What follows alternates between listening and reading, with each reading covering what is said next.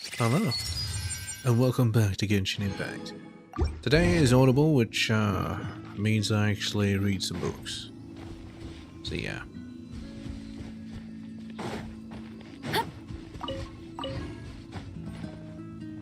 But before I do that, I think I need to spend some resin. It looks okay-ish. Let me see. Did I do Sumeru? Let's check this guy. Yep. Yep. Inazuma. Hey, Sean, let's do this. Just to start it off.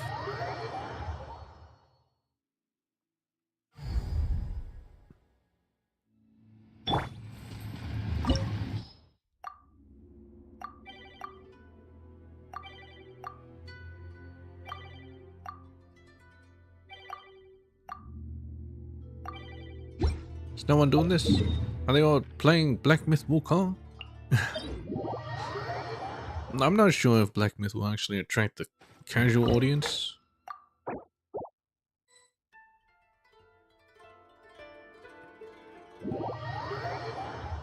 But am I right?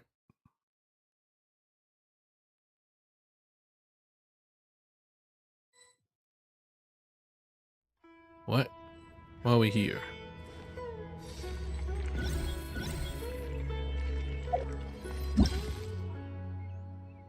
Lucent Altar of Everlasting. 4.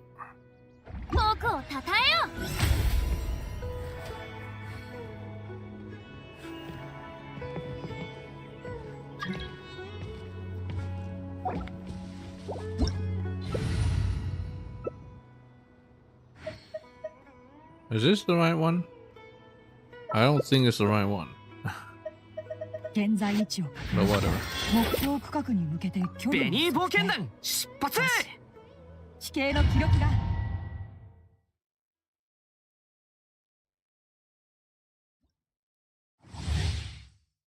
Yep, it's not the right one. Why? What the fuck? Wasn't I? Why am I fighting Shoki no Gun?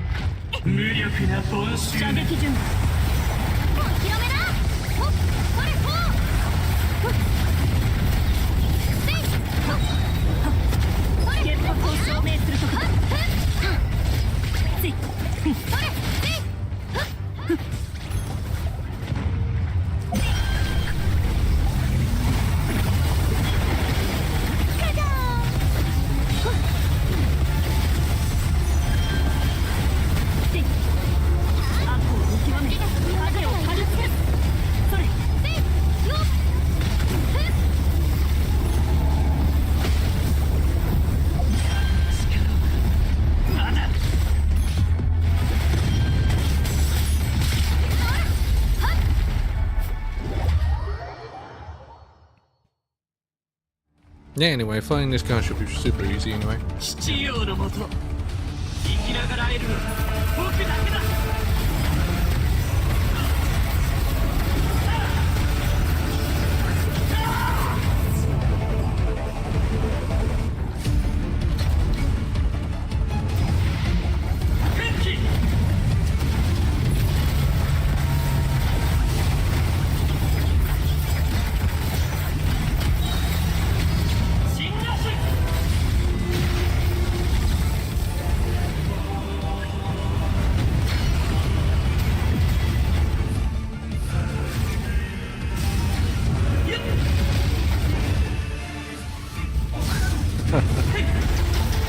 They got wrecked.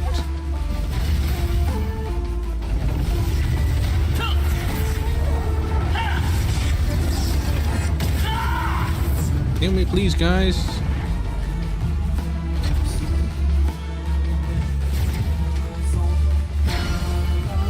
Ooh.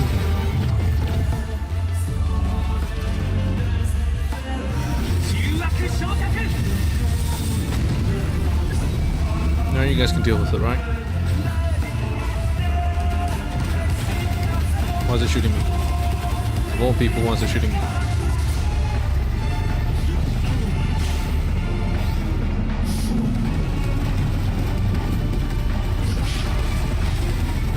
Why are you shooting me?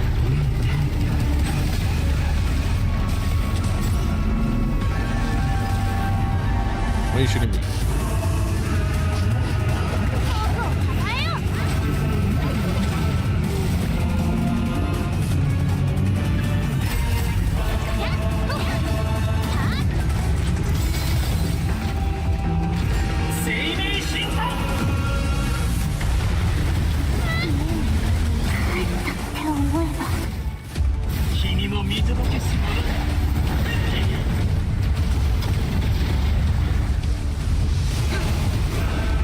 Oh well.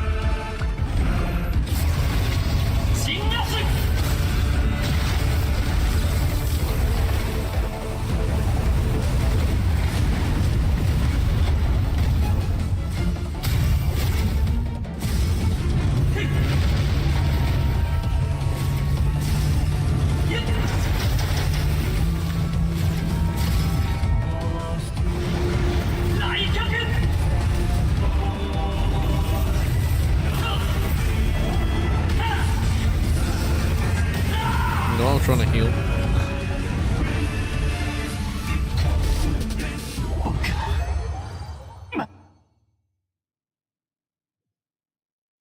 Anyway, too easy.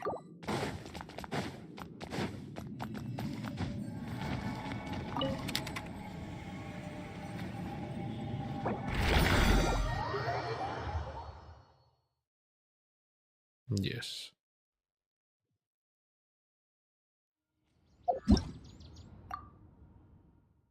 I'm pretty sure I did not match up with this one.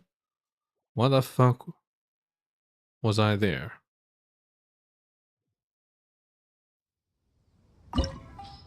What?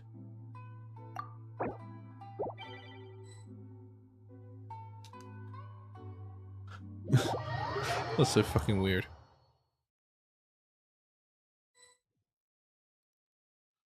Alright, we're finally at the right place.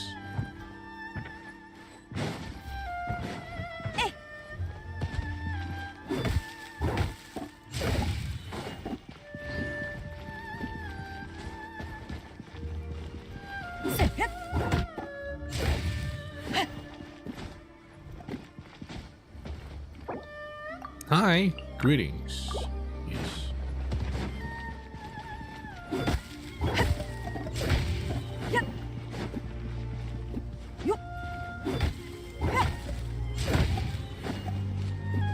What's great about the stickers is that they're universal.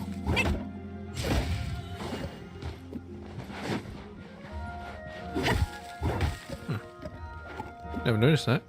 It's above the grass.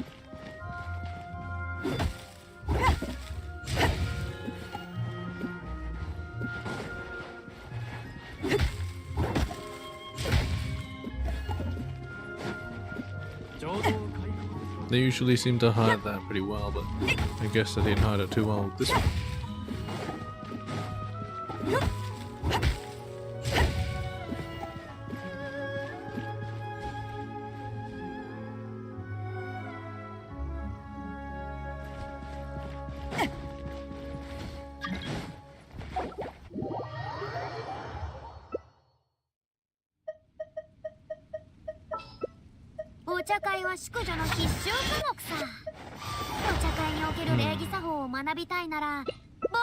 Let's get some wind damage.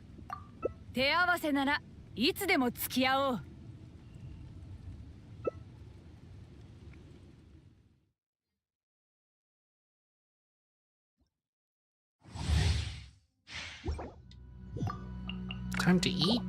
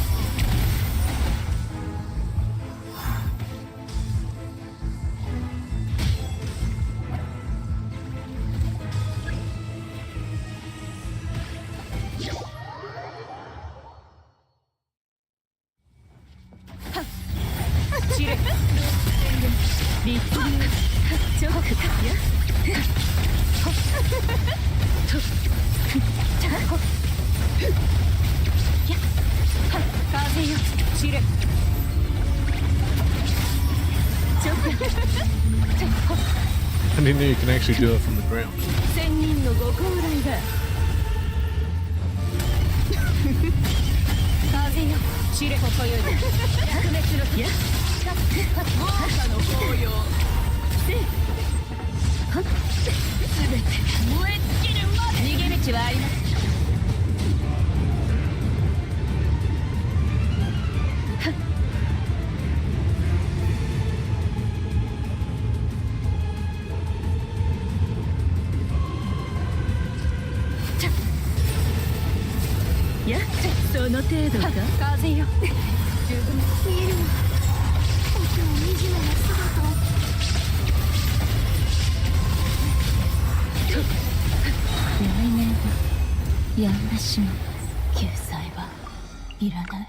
Too easy.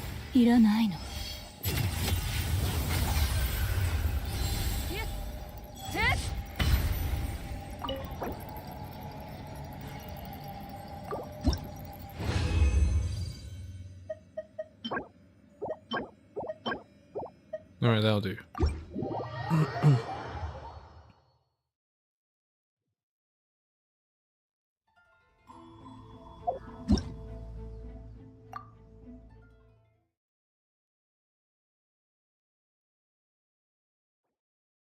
I'll switch to her and heal her at the Stench of the 7.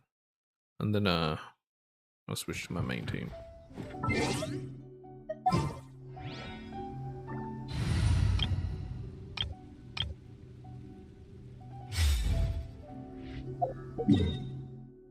Actually, it looks like her health's full. I'll still go to a statue on the 7.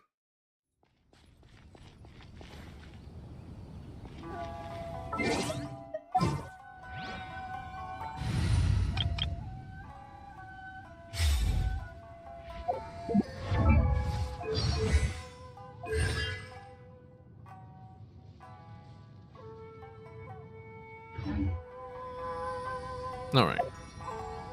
I'll spend my other resin later. Let's just go to Imaginarium Theater. And we can just chill there while reading. It's a nice place, better use it, you know? Oh, new let's do here. You know, you can chat with our friends. Hello. It's my last team. 敵の種類が多いですから、兵を配置する際は十分気をつけないといけませんね。必要があれば、共に状況を分析して、いくつか策をお出ししますよ。あるいは、虎の巻を差し上げましょうか。役に立つかどうかは、あなた次第です。Technically, I'm fine with allocating troops, except I just need reminders. Because the last act, I was supposed to reserve an archer. I used them all up. And well, yeah, I need an archer. I knew that. これは初戦でも最終戦でもない。この戦いは君が己の目標を達成する瞬間まで続くのだろう。 I've reached my goal for どこ now. までいけるかは忍耐力次第だ。忍耐強い者に私はいつも感服させられている。仕事を続けられるのも忍耐力あってこそだと。確かにそうだな。 Everything requires endurance. Living requires endurance. Because without it, you're well, dead. So yeah. Ah, Shinha. How you doing? どうやら本には筆者の感情が宿っていると聞いた。属性のさまざまな感情を知るには読書にもっと時間を割くべきだろうか。お Perhaps. すすめの本はあるか？ You probably become like Nahida, though.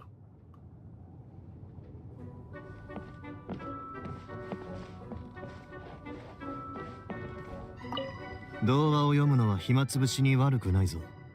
読みやすいし、子供心とロマンがある。頭を空っぽにして読むにはちょうどいい。ただ、人の想像力は現実を超えられないという点を Uncomfortable 深く考えなけ parallels. ればの話だがな。Indeed.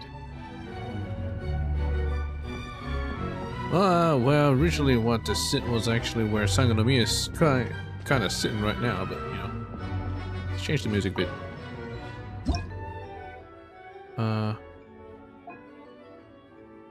Coruscating Street. Nope. Hidden Seeds. R&R. Journey of Hope. Mondstadt.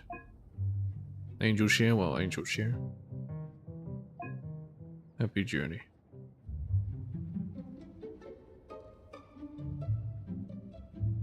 Or Mondstadt. Magic Without Tears.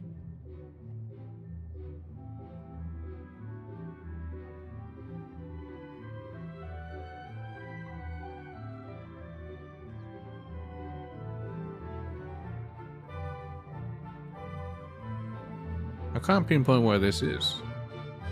Though I think it's like from the summer event when we were riding the cart, maybe? Rhythm of Inquiry.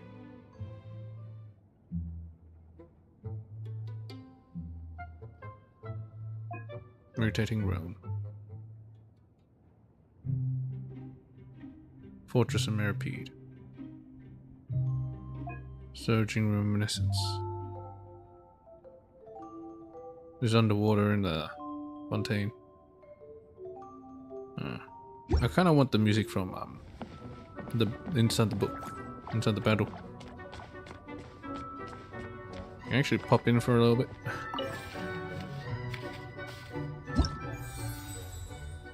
Performance prep, reward, preview.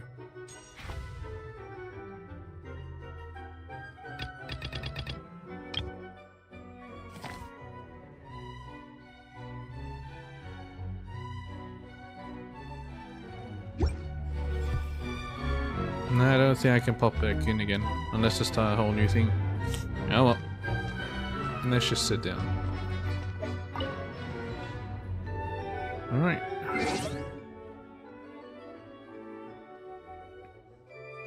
Actually, what's in my mail? Alakino and Faruzan. Energy Amplifier Lemma.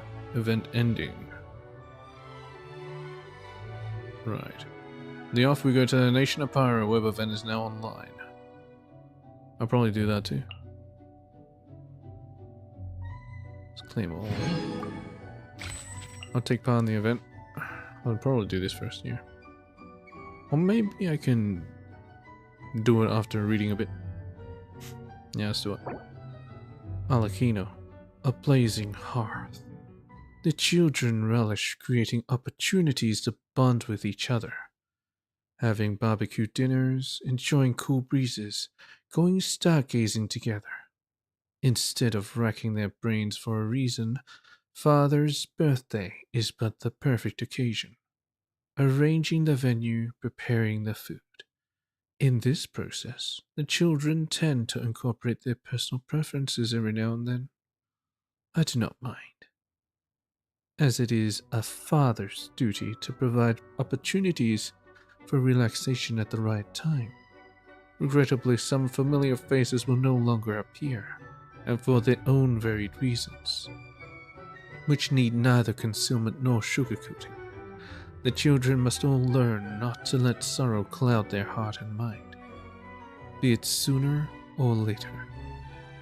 Oh, so they're really experienced with death at such a young age too. Good dang.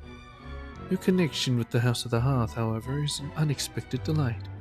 Many here are looking forward to seeing you at today's gathering. If it is convenient for you, please do not let their expectations go unmet. The hearth at the house is blazing, and the children will be at the door to welcome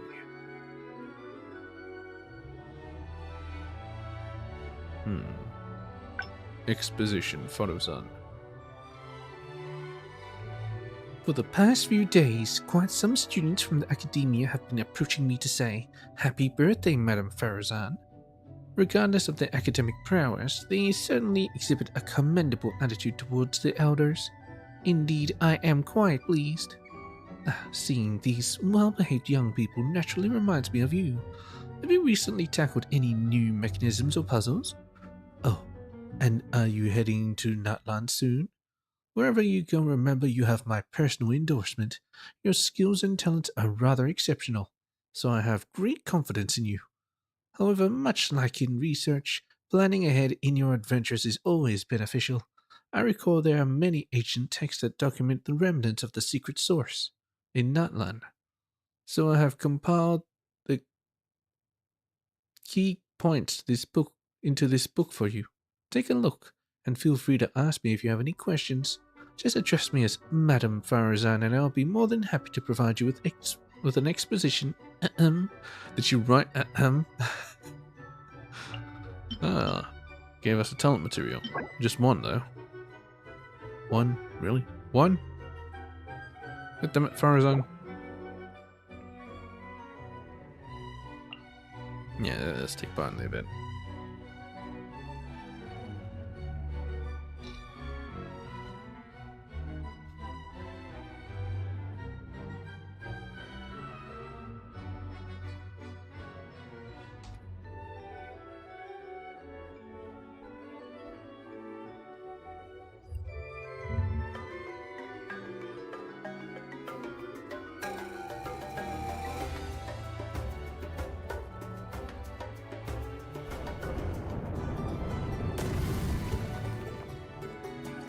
After the immersive experience, there will be events participating and earn rewards.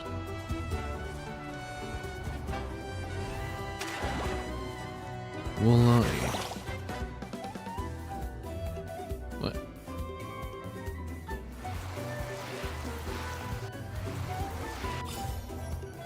Koholasaurus.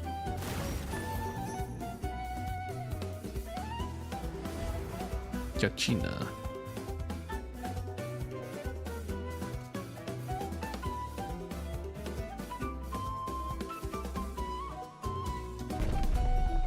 I'm gonna keep clicking.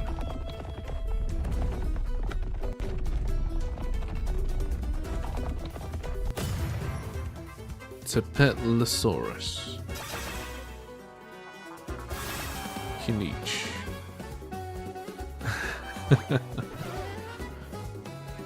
Oh, I love Ajor. To be honest, I think I'm pulling Kinich for Ajor. Not necessarily for Kinich himself. I didn't even click Yumkasaurus. View all events in the homepage. 5.8 million cheers. Randomly generates 1 to 8 cheers. Oh, I see. 10 million. You get a free weapon. Another free weapon. And another free weapon. Wait, really? GR for the Sacred Flame Pilgrimage to receive the new Natlan weapons. For free. Share the first time to obtain more. Well, I thought it was to get extra cheers. Alright, just keep cheering. Congratulations, cheers +5. Rewards will be automatically sent via in-game mail.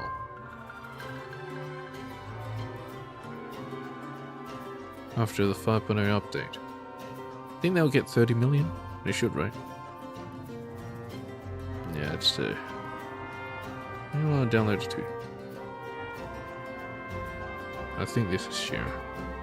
Wait, sharing successful. Yes, that was a share. Anyway, that did that. That was very quick.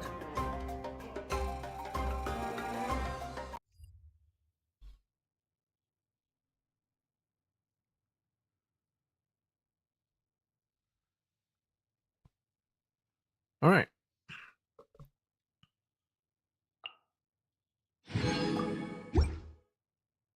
I'm rich. Wonder if I should read the book or the equipment first. I think I should read the equipment first, right? I was almost caught up, so it should just be Fontaine left.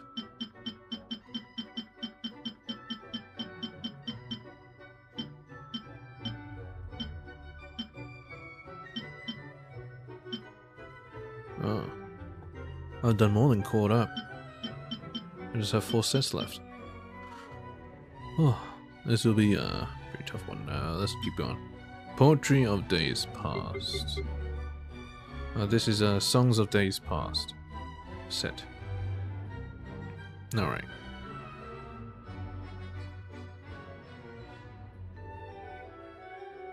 This one is Forgotten Oath of Days Past.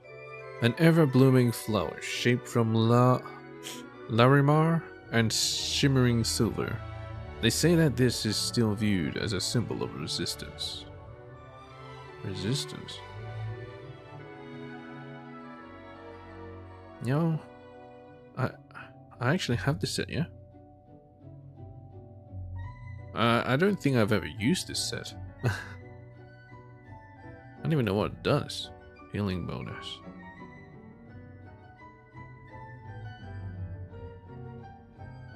Yearning effect will be transformed into the Waves of Days Past effect. The active party member hits an opponent with a normal attack, charged attack, plunging attack, elemental skill, elemental burst. The damage down will be increased by 8% of the total healing amount recorded by that yearning effect.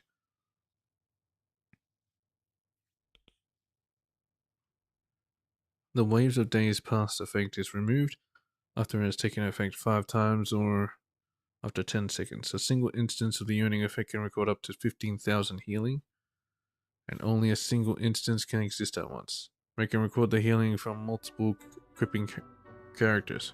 Crippling characters on standby can still trigger this effect. Can you make an offensive healing party? Is that what they want to make?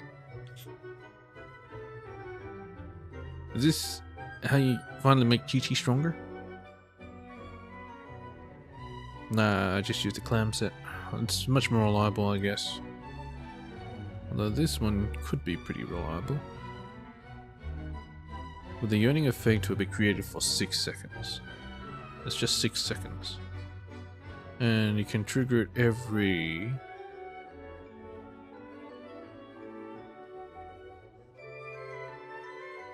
taking effect 5 times or after 10 seconds.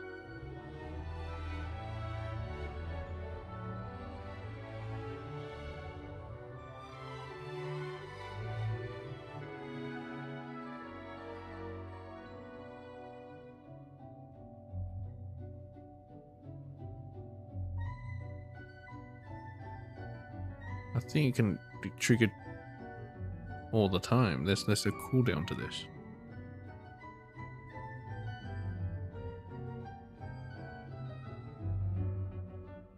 Waves of Days Past is 10 seconds or 5 attacks.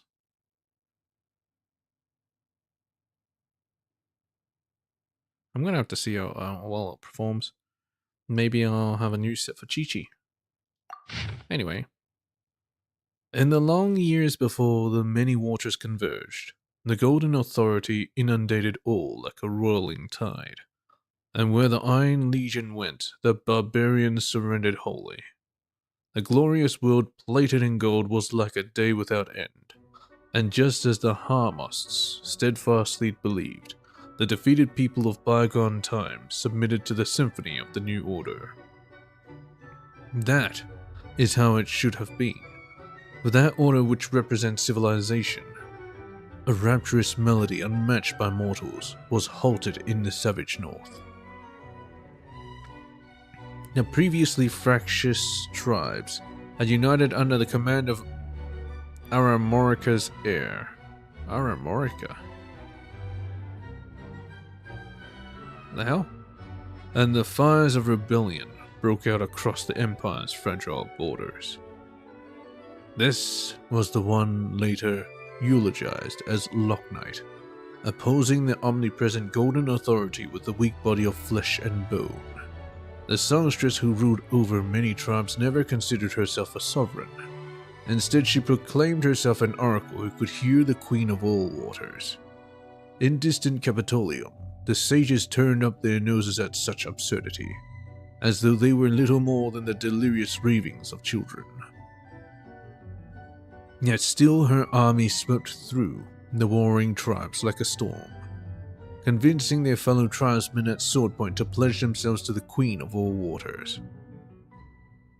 They're talking about Egeria there? Though the poems and plays of later generations have many versions of the Knight's Pledge, there are two vows that run through every version like an indispensable thread. First, never draw your sword against those who pledge faith in Egeria. Yep. Second, never compromise in the face of evil, also written as, do not tolerate even a trace of filth. Good dang.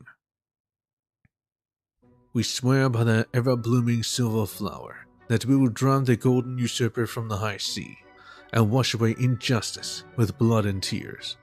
We swear to protect the spirits arisen from pure water, to protect the blessings left behind by the Queen of all waters, until the pure spring flows as before. And thus did endless war spread like a plague, burning proud gold and untarnished silver alike. Tarnished. No, untarnished.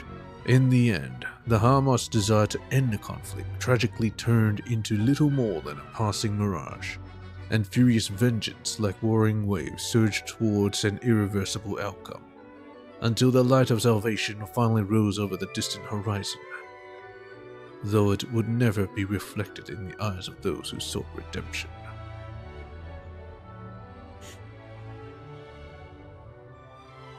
Those who sought redemption? Was it Cassiodor? Pretty sure you saw it. Recollection of days past. A butterfly-shaped feather accessory made from silver and azure crystals. It is said to, in the distant past, have symbolized an oath to never be parted. Parted from what? Parted from itself? The silver and azure?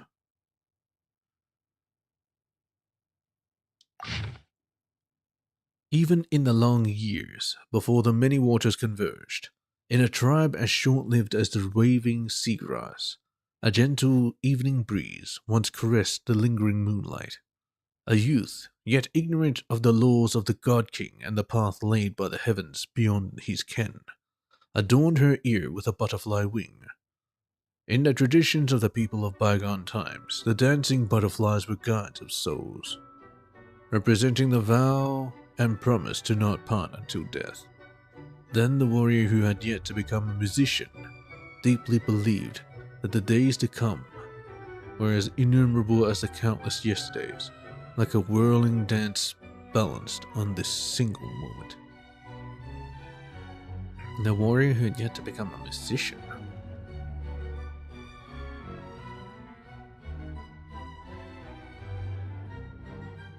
Yet the currents of fate swept inexorably towards pain and suffering, and the ephemeral wishes of days past perished amidst the cries of blood and flame.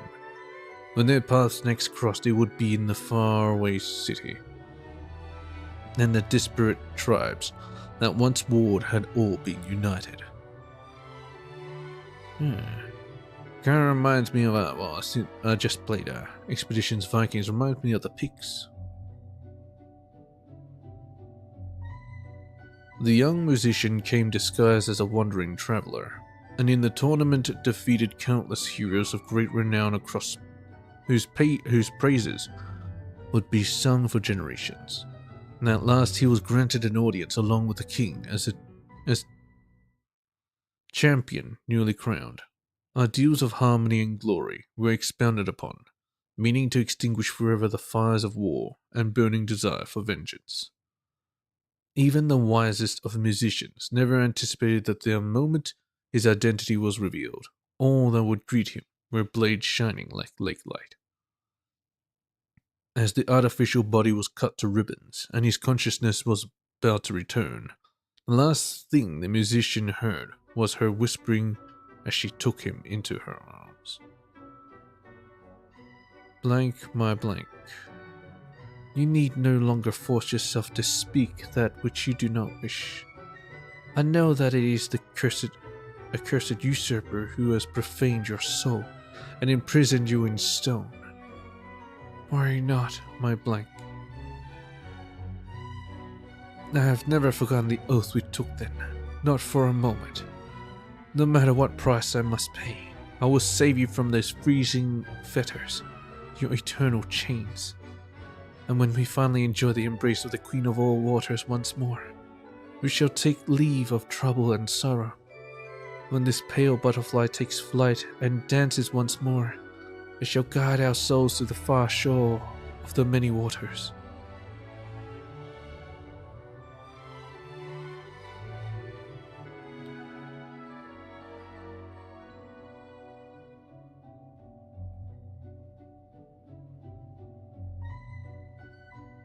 Artificial body. Imprisoned in stone. Turned into a golem? They're probably lovers. Anyway. Echoing sound from days past. An oddly shaped hourglass made from lazurite and aquajade. It was reportedly inspired by the bell tower in Petrichor.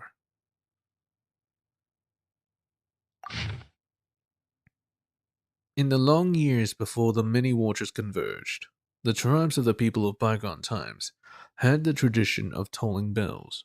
The bells once tolled for sunrise, for sunset, for births, and for deaths. And in the end, at the final moment of the golden blanket that covered the dome of the sky, the bells tolled for destruction. The tireless Iron Legions completely erased the named tribes, now long forgotten from the map, but never once considered that the prosperous empire itself would meet the same fate just a few short decades later. The Golden Palace turned to rubble in a night. The noble music collapsed by ambition and betrayal. The sorrowful wish of the God King thus ended. Yet the echoes of the golden melody still reverberated in mortal hearts. Some wallowed in the glory of the past and sought to play the music once more at any cost. Some abandoned their old names of their own accord and hunted the ghosts lurking in the forest for a peaceful tomorrow. Some kept only their previous names and hid them in song along with the hazy legends of the past. A sacred vessel that can grant any wish. Even if that oceanid messenger really actually said that, it sounds pretty preposterous. Nobody can wash away their sins, just like you can't wash blood out of water. Even if it's completely forgotten, sin is still sin. None can revive the past, just like none can retrieve the light of day. The past is dead, and even I know that. Though such artifacts do exist in this ridiculous world, if this one really can grant all wishes, if all the tears of the future really could be wiped away, and the heirs of the high sea would never again need to suffer the pain and sorrow of the past, then let me drown in such fantastical delusions one last time. The wailing and weeping that had whirled in her ears for decades, those phantoms of the past, those who died for her, those who died because of her, none of that was important any longer. Before she took that step alone into the valley, it was as though she heard that sound ringing from the past once more, the tolling of the night bell. Though the twilight sun is clear to all, some will always see it as the light of dawn. Well, it depends. Is it setting or is it rising?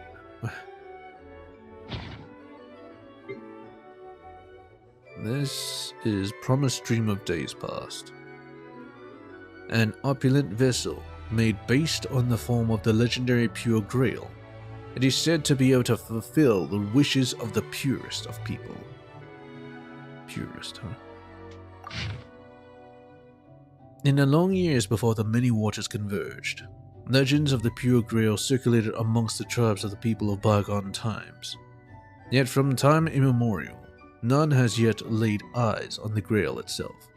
The sole evidence that this golden Grail, brimming with primordial water, is more than a mere fantasy born of human imagination, are a few scattered words echoing throughout the ages from ancient oceanids. Why is that capitalized? That R. Are a few. Anyway, it doesn't matter. Legends say that sacred vessel can cure even the most terrifying of wounds, restore youth, and revive the dead, and that only the purest of people can behold its glory, obtaining eternal life and wisdom unending.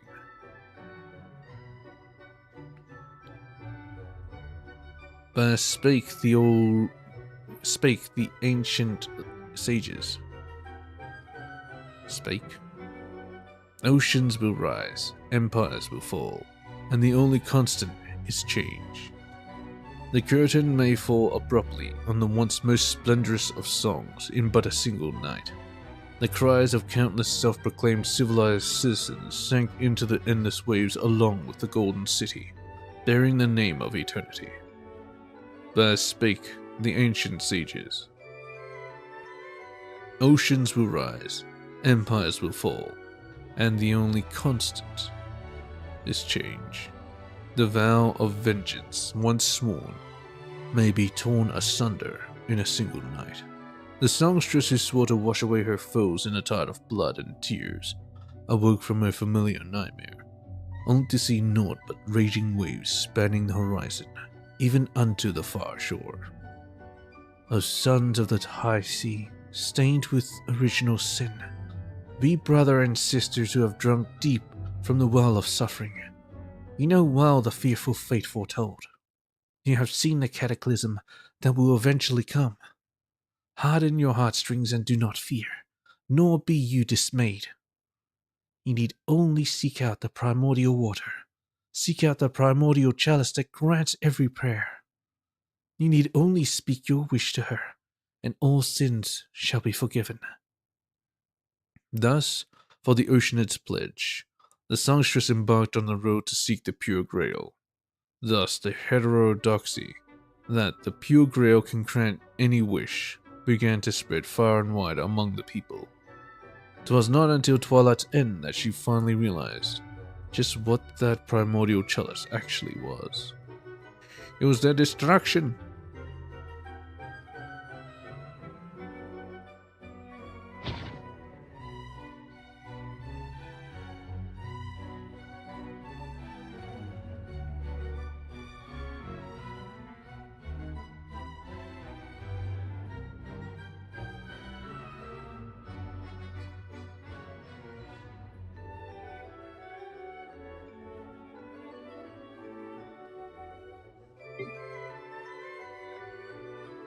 Poetry of days past.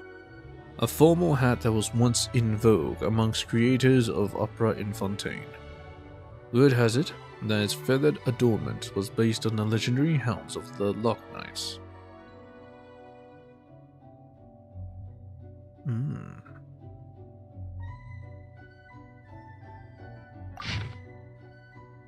In the years when the many waters converged, the gentle mistress crossed the ruins of ages past and built a new city. The long night had passed and dawn was breaking. The past had become a shadow of a dream, dissolving with the darkness of the night. This was the true golden age. No more usurpers obsessed with power. No more barbarians indulging in vengeance. The glorious symphony would never sound again. Only odes to love and verses of justice. blown by the morning breeze to the four corners of the high sea. Such subject matter easily endures the tides of time, and even today, more than 1,000 years hence, the people still ardently enjoy them. Such as the adventures of the Loch Knights, told and retold by generations of poets and playwrights, tales long since known to all and sundry. It is said that they swore by silver armor to fight alongside the Oceanites, to protect the yet untainted pure dews.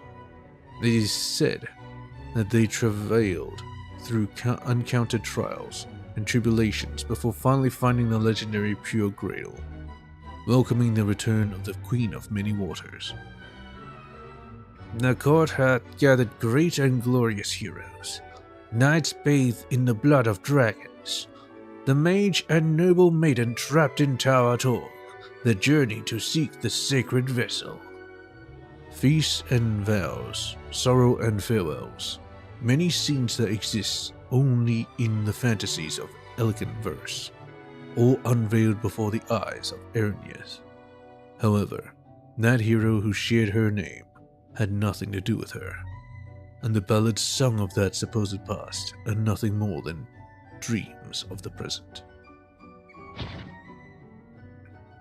Yeah, I remember Erinias being a hero of sorts. Well, anyway, I probably should go there, right? The song doesn't seem to fit. I am reading about Fontaine, after all. Actually, I should probably go to my teapot.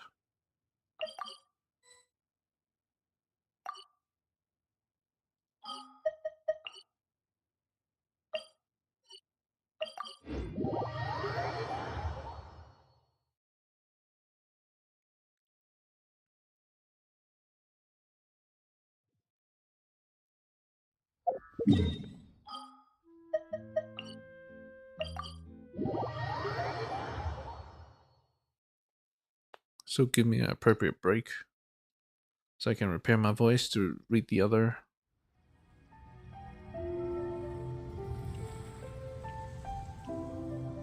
stuff.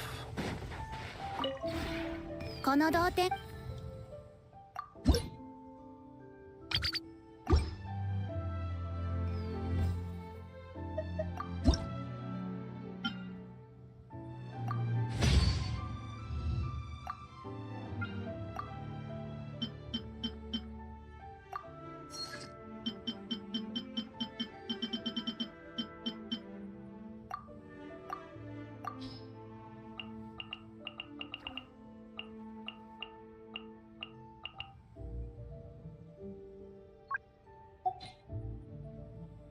Okay. It's just one item left.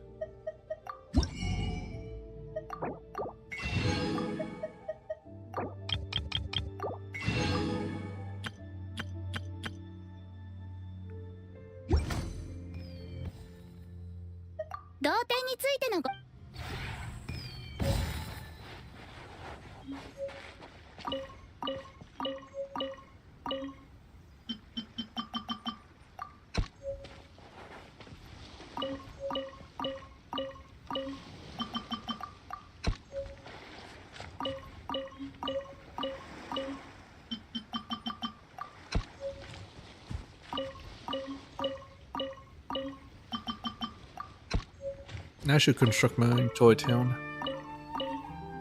I was just so lazy. So I haven't moved on from this. Yeah, I haven't even talked to Layla. Anyway. Aaron, yes. Weeping Willow of the Lake. Let's go over there. I'm not too sure if there's any spot to sit down. There should be. I haven't really been here too much.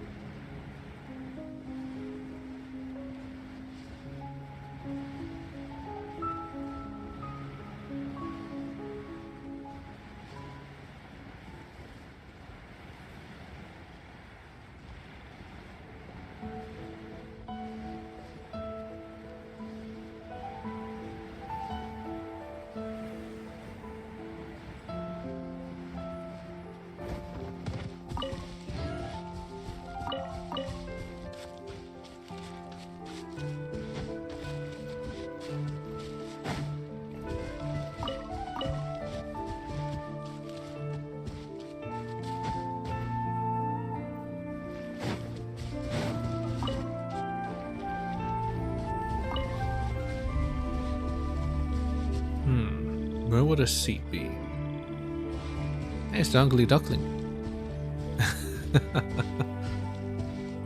It would have made more sense if they all were ducks. Oh, except for the black one.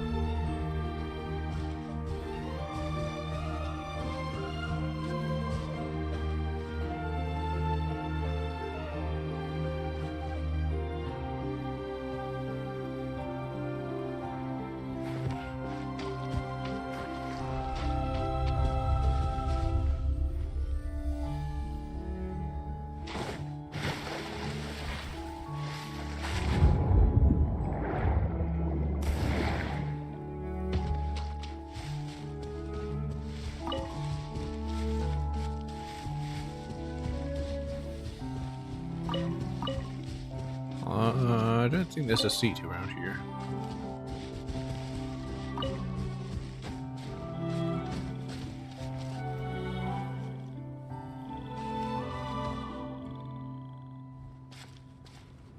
I mean, I can stand up, I guess.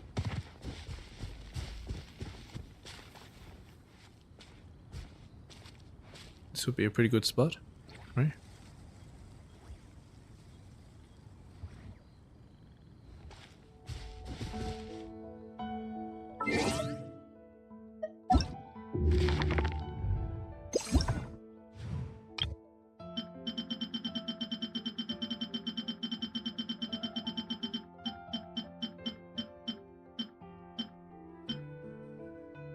Nighttime whispers in the echoing woods.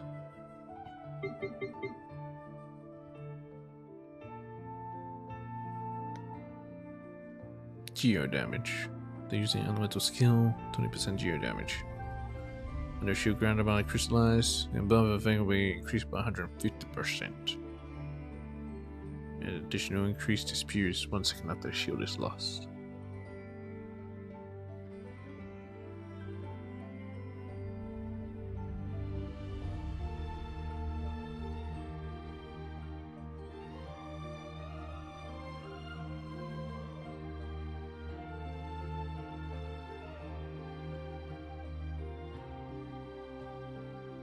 Alright.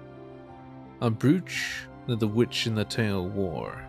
As with the other ornaments she loved, this was characterized by butterfly-like shapes. The witch? What witch? Well, time to find out. Tale of the Good-Hearted Witch, page 1. The little dog ran up to the attic, got a nose full of dust, and couldn't help but have a sneezing fit. I just asked Emily. She can help me with that. Except it ain't hay fever at that point. Come on, Pie. You just look at you. You used to be the color of apple pie, but now you look more like you've been covered in mulberry jam. The little girl pursued the dog named Pie into the tiny attic and helped him brush the dust away. The attic was filled with beautifully bound books, and the girl chose one from the shelf. The cover was adorned with beautiful golden winged butterflies. It looks like a storybook. Maybe the stories that Mother likes to tell are from this book. What do you think, Pie? The little dog gave a short bark and curled up by her feet as usual. If I can finish it before Mother. And so the girl opened the storybook, and the yellowed pages unfurled like the wings of a butterfly. That was a story that happened not long ago. Legends say that in the echoing woods, there lived a witch who could grant any wish. But this witch was just as eccentric as those to be found in other stories. She used magic to cover the entire forest in a thick, impenetrable fog. Any who entered would be confused by the echoes, and so few could find her secluded hut, much less make any wish. But one day, a youth finally knocked on the witch's door. The youth had originally been looking for a blue flower, but his gaze had been drawn by a golden winged butterfly. As he chased it, he arrived at the witch's hut without realizing it. Only then did he recall the legends of the wish-granting witch, and after hemming and hawing, he finally decided to knock. Before he could knock thrice, The door opened. "I have a wish," began the youth. "That's what they all say," the witch cut him off. "But for me, granting your wishes is a trifling matter. But the price of said wish is different for everybody." "The girl I love. Her heart already belongs to another. But I do not wish to use the power of magic to change her feelings. I only want her to have all the happiness in the world. If you can grant this wish, I will give you anything I have. My time, my money, even my soul. I willingly offer it all to you." Oh, what a simp. "Your wish will come true, but the price will be paid in the future, and the price won't necessarily be your soul. We witches do what we will."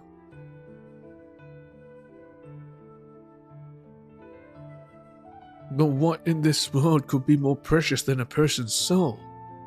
"You'll know when the appointed time comes that only a heart of gold may be weighed."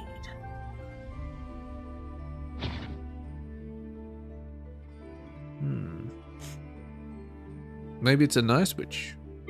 Honest Quill. The witch in the tale used this dip pen. Among its various advantages, its silky smooth writing is the least worthy of mention.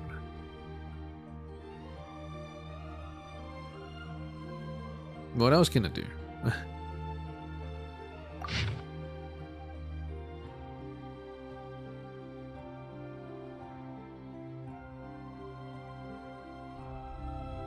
It's so easy to sell one's soul in the stories, but then souls ought to be cheaper. Why else would people sell them so easily? But she knew not what a soul was, for she had never seen one. But afternoon tea and delectable desserts, time spent playing with pie in the garden, the stories her mother told her before bed. In comparison, these were far more precious. "Fortunately, we have no wishes we need a witch to grant, so we needn't exchange such precious things." She turned to the next page. Though he received the witch's promise, the youth could not imagine what it would be like for his wish to come true. If it were a more concrete wish, well, inexhaustible wealth and the power to subjugate others are easy to imagine. But what of some higher happiness? The youth had heard that the witch possessed many magical items, that she used the power of this strange and extraordinary collection. He could not restrain his curiosity, asking the witch what kind of item could fulfill his wish. "All words written by the pen dipped in this ink will become reality, and she shall become Fate's favorite." Ah, it's M. Really? The youth stared in disbelief as the witch gently shook the ink bottle. Black water rolled within like roiling waves, as though he could see the entire world in which they lived, like a lonely island floating amidst the undulating tide. And he could see endless faces and scenery before his eyes, turning like the pages of a picture album. He was so mesmerized that it seemed as though he would fall into the ink bottle through its gaping mouth and drown in those black waters. The ink bottle contains everything she can imagine, and all of it will be hers if she so wishes. As the pen dipped in ink began to dance across the page, the young girl's face was changed. She wasn't sure when she had stopped being amazed by the limitless good fortune that followed her everywhere. She no longer needed to worry about anything, for everything turned out the way she wanted. And if she wanted something, it found its way to her, sooner or later. One way or another, everyone loved her, admired her appearance, praised her virtue, and even those she once thought would never notice her completely changed their attitudes. Gradually, she became accustomed to the words of praise and admiring gazes. Though her appearance was by no means extraordinary, and her virtue even more average, fate favored her without reservation. Oh my god, I think she's become egotistical. faithful hourglass, a sand timepiece that the witch relied on in the story. Legend has it that if you recite the wrong incantation over it, time will suddenly flow exceptionally quickly. Wrong incantation? You can speed up time, or you can slow yourself down.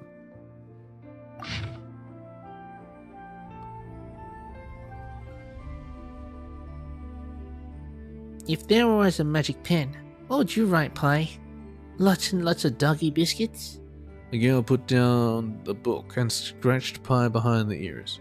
The dog happily wagged its tail in response. Ugh, you can't write, can you, Pie? Then I'll write for you. Other than lots of doggy biscuits, we'd also... She turned to the next page. How risible, as though a blue ribbon was something rare. The young girl threw the gifts out without hesitation, tossing the gifts into a corner. Sure, she had once been fascinated by ribbons blue as kingfishers, but now such things could no longer hold her interests. Poor child, her mother sighed. The girl was tired of her mother's preaching. Though her luck had been with her for but a short while, she had already easily obtained wealth, and the ease with which she won people's hearts she took for granted. This world naturally revolved around her, did it not? Such thoughts came to her more than once. You're my mother. Why can't you love me like the others do? Perhaps I don't need a mother that doesn't love me, the girl thought. And so the girl left her home and family behind her. From then on, she could enjoy the good fortune bestowed by magic, with no need to be troubled by the remonstrations of conscience. She traveled until no scenery felt novel, and no sumptuous meal could make her feel grateful. Her life was like a never-ending ball. Guests came and left, but none tarried on the dance floor too long. She sometimes deliberately mistreated those she called friends, but no matter how rude her behavior had been, the next day all was forgiven, with smiles all around, and they loved her as much as before. All only gave to her, and none asked for anything in return. I don't think she'll be happy with this. Magnanimous ink bottle. An ink bottle utilized by the witch in the story. It possesses a strange enchantment no less powerful than the one cast upon the dip pen. Ah.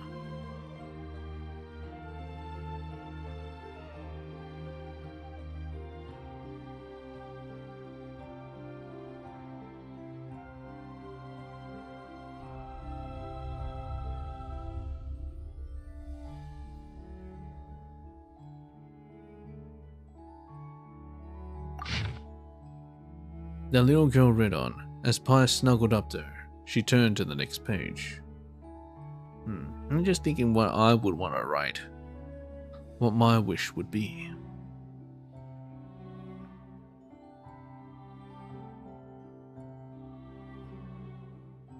Well, I kind of wish for a good night's rest every day. Or every night. Yeah, that might be nice. Never get sick. That's pretty good too.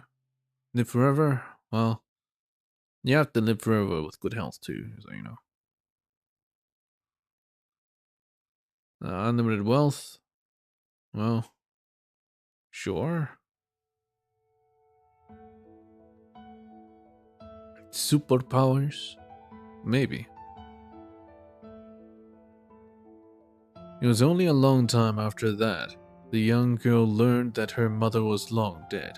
Returning to her hometown after a long absence, she found that all were courteous and cordial to her, no less than everyone else, whether it was strangers or familiar faces.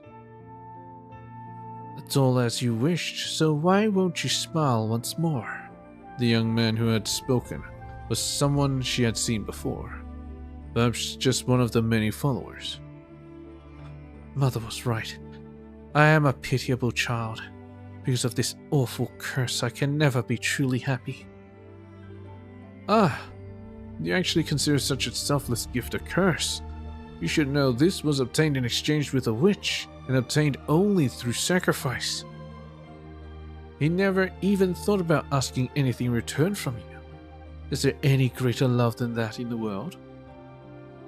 It seems he knows more than me about how to obtain happiness. The girl continued. Where is the value in a life in which all is given to you for free, and you never need pay? The most worthless things are those that nobody needs. Perhaps I am the existence which is unneeded. No, not at all. You must exist. At least that's how I feel about it. Then what is it that you want from me?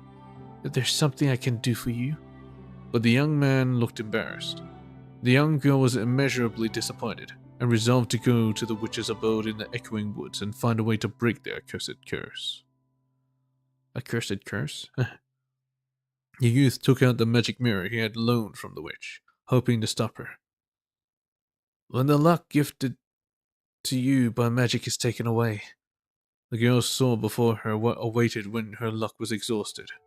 She saw herself lose all her wealth, and those she hurt no longer laughed jovially and forgave her, but scolded her and rolled their eyes.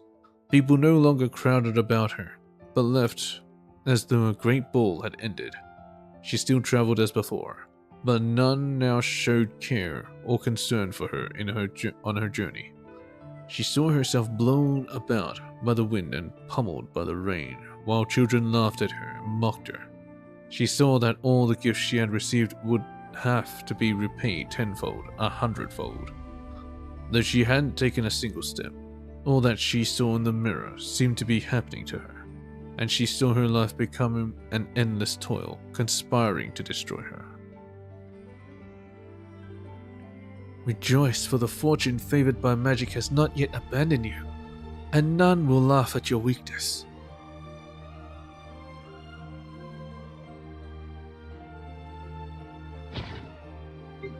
Compassionate Lady's Hat. The lady's hat favored by the witch in the story. She loved this piece of headwear for how it weaves together solemnity and playfulness. So this would have been M's hat.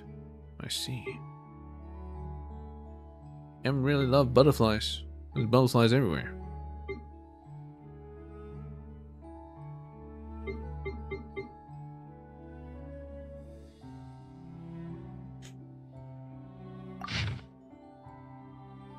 Pie, bored to death, yawned. I think the story's almost over, so just wait a bit longer, okay? She turned to the next page. Even so, I still wish to choose the more difficult path.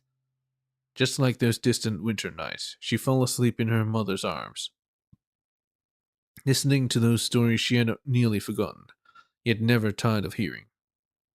The heroes of the stories always had to endure countless hardships before reaching their destination, but the prices they paid and things they lost along the way only made the hard-won rewards all the more precious. In the mirror, I saw that everyone no longer loved me, and maybe even detested me. Even just getting them to smile at me once more would be unimaginably difficult. But that is the real world, full of changes and unpredictable. No, you can't. The fortune that magic gave you has to make you happy. Otherwise, what are you so worried about? Even if you stop loving me like the others after the magic fades, I will still love all of you. Like the protagonist of those stories, I will treat every person in this free world with sincerity. As long as you are willing to take it, my heart belongs to you. Though no bells rung out, nor were there any other omens, it seemed as though the appointed time which the time the witch had spoken of had arrived.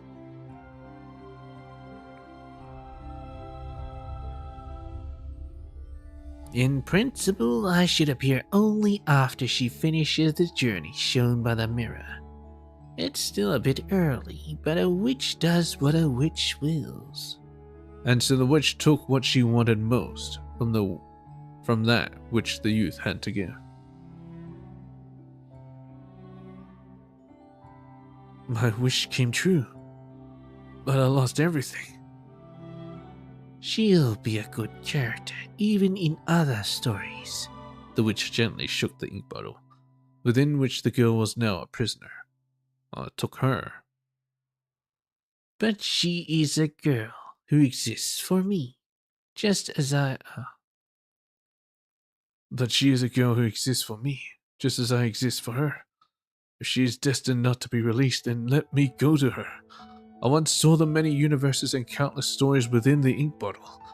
Perhaps one of them has a place for the two of us, and perhaps I too can become a good character.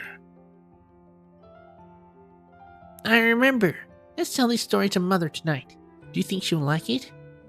Pi ignored the little girl, instead standing up and barking a few times before running around in circles and then down out of the attic. Throwing a tantrum because he's hungry, I'll bet. How childish.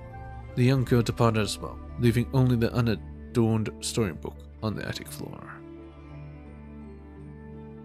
Oh, the price was her. God dang.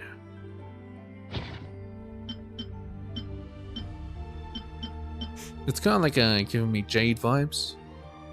Unless you could count Jade as like being a witch as well. That's fine. This is the fragment of Harmonic Whimsy. Harmonious Symphony Prelude. An honorary medal in the shape of a blooming flower, adorned with blue stone and gold. It was once bestowed upon immortals. Immortals?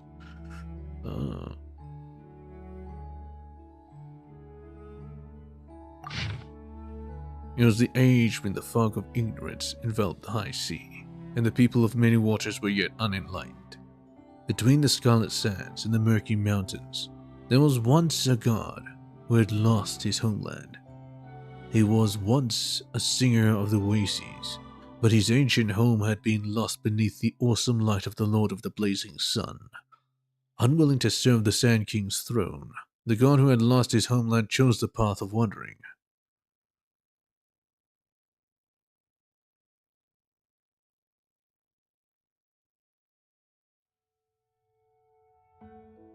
Below the lightless abyssal depths, where the source of all waters lies, is a city that no history has ever chronicled. This homeless one, who had intended to make the high sea their grave, accidentally intruded upon the ruins of this city older than the land itself. But wait, how is that possible? If the city is older than the land? Passing through endless corridors to the heart of the ruined temple, beneath the silver-white cedar. He heard the whispers of the only living creatures left in that forgotten city. The golden bees circling the silver tree. The golden bees! O traveler from afar, this is no happenstance, but the hand of fate that has brought you here. I was once the envoy that protected the silver tree, but over the long ages I have lost my mind and form. Yet my eyes can still behold the future. O traveler, you will once more have cities and subjects. The nation you build will flourish and prosper, and you shall one day rule the entire high sea. You will bring to them civilization and justice, but in the end, that very justice shall be their downfall. Should you still be willing to set out on that journey despite knowing its ending, I will show you the way up. How is this possible? There's the visionary, Verda Faulkner. It has to be. He talks like this. And I think he's talking to Remir, King Remus? King Remus? The High Sea.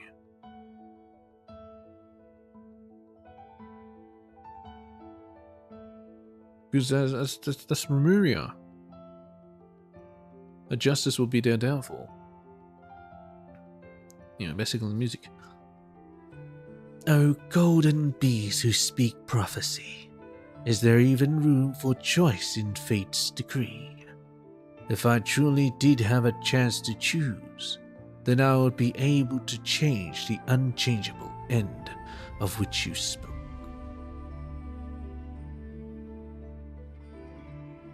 As his words fell, the waterless hollow crumbled with a crash, the silver tree turning into a golden ship.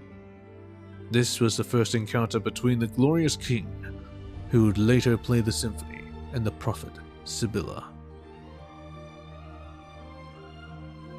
Ah, so Sibylla was the visionary, no traveler from afar. And the glorious king, King Remus. I see. So she was also a visionary. It talks the same way as Faulkner. Ancient Sea's nocturnal music, a feather accessory carved in the shape of the wings of the golden bees of legend. They seem to flutter with the slightest breeze.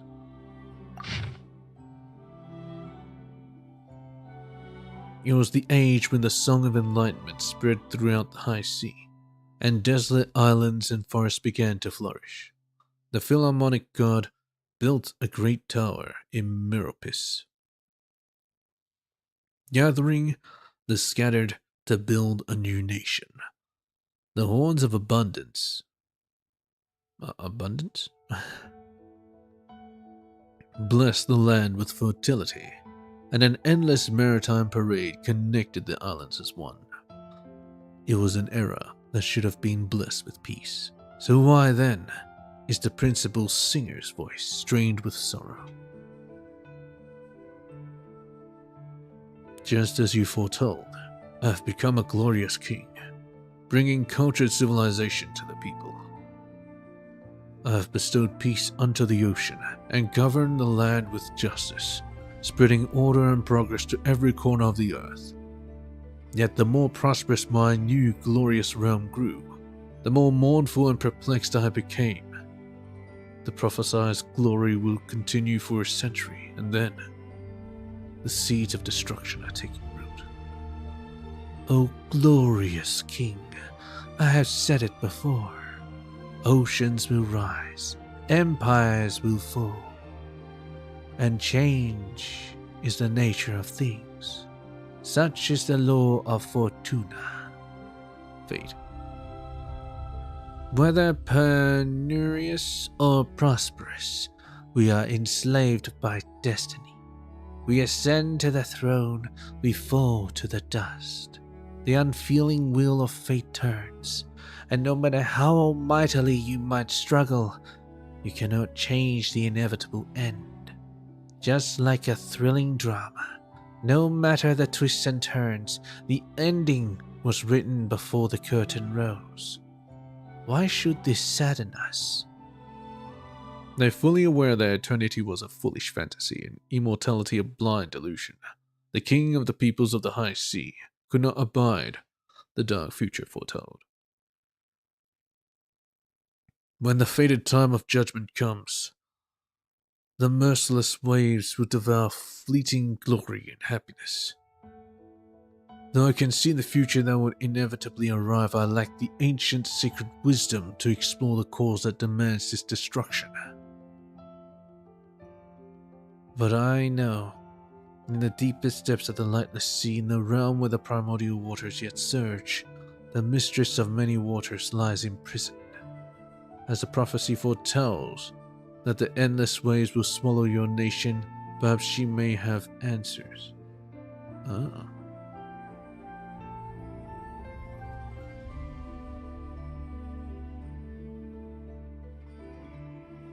So Ichiro couldn't save them? Took fertilized me, The grand shape of the turning of fate. A timepiece made in imitation of the wheel of fate. It ceased turning long ago. It was the age when Grand Symphony had yet to be played, and the Golden Fleet had yet to set sail. To discover how the curse might be broken, The glorious king set out to find the source water. Blood and hatred pervaded beneath the high sea, for that was the kingdom where the dragonborn dwelled. The prince of bishops, who once served the spirit of the ancient sea, now guarded the prison of the mistress of many waters. Why was she imprisoned? It was as if a war from the dawn of time reignited, and the resulting battle boiled the seas for 30 days and 30 nights. It was only when exhaustion brought respite that the god king used music to voice his purpose. Unexpectedly, the bishop prince roared with laughter upon hearing this arrogative delusion. "Usurper, lord of mortals, you fear the senseless curse and excoriate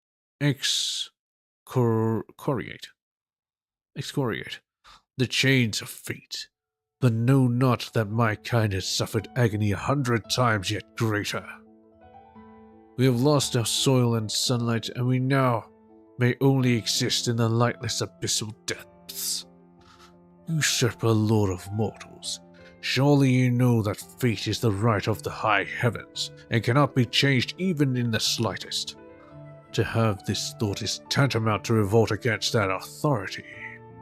But if you truly wish to plot such folly, then I shall take you to see the mistress of many waters." And so in the deepest depths of the waters, the abode of eternal night, from the merciful mistress of all waters, the glorious ruler learned every terrifying secret, yet he found no answer leading to salvation. The mistress of waters had once committed an unforgivable sin, and the resulting curse was also irrevocable. In the end, this king, who still harbored ambition and hope, decided to take a cup of the purest water before leaving. The primordial water. Primordial seawater. "If the waves shall devour my subjects, then I shall seal their souls in an ichor that is utterly insoluble in all waters. If time shall rot my realm, then I shall forge imperishable bodies of bronze and stone for them. When the mighty sea breeze blows over the kingdom and the golden kingdom, will the wheel of fate turn with it? None know." Well, I don't think it worked. As you know, we had to break him out. Ichor Shower Rhapsody. A rhythm, a rhyton fired with copper as the base, that was once filled with fine wine from paradise. A rhyton? Guess it's like a cup.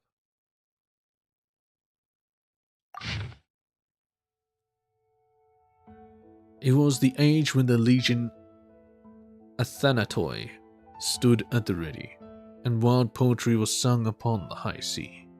The glorious king established the golden imperial capital, and stood astride the world as the Sebastos. Wheresoever his great ships sailed, all policies bowed to his supreme authority.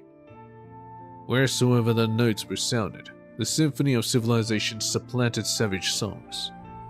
All this to bring about justice and salvation. All this, the final delusion of the Sebastos, who could not bring himself to abandon the people. Your empire shall fall amidst the roaring waves, for what fate has decreed cannot be unchanged. The hidden threads yet bind them, pulling them like puppets towards a tortuously tragic end. But the prophet's fell proclamation left the Sebastos not in despair, but rather ignited in him wild fantasies. He locked himself in the depths of his imperial palace, searching for a flaw in the master of Fortuna's Musica Mundana.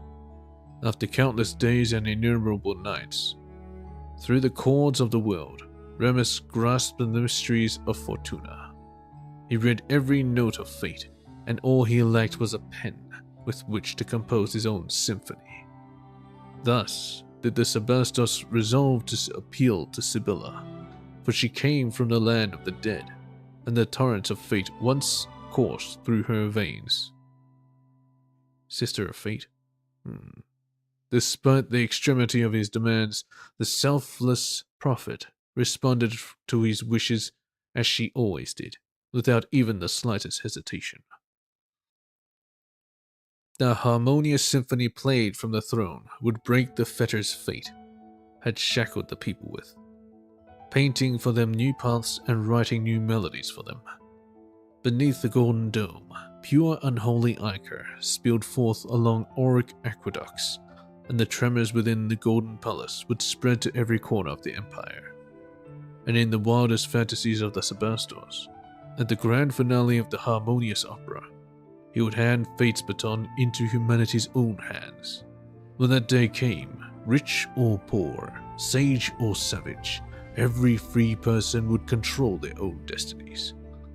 Amidst the rising, raging waves, the blinded king rushed towards an unknown end.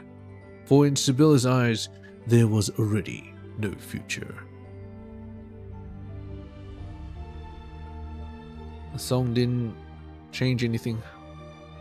It was, in fact, what catalyzed it. Whimsical dance of the withered. A mask once covered in golden leaf.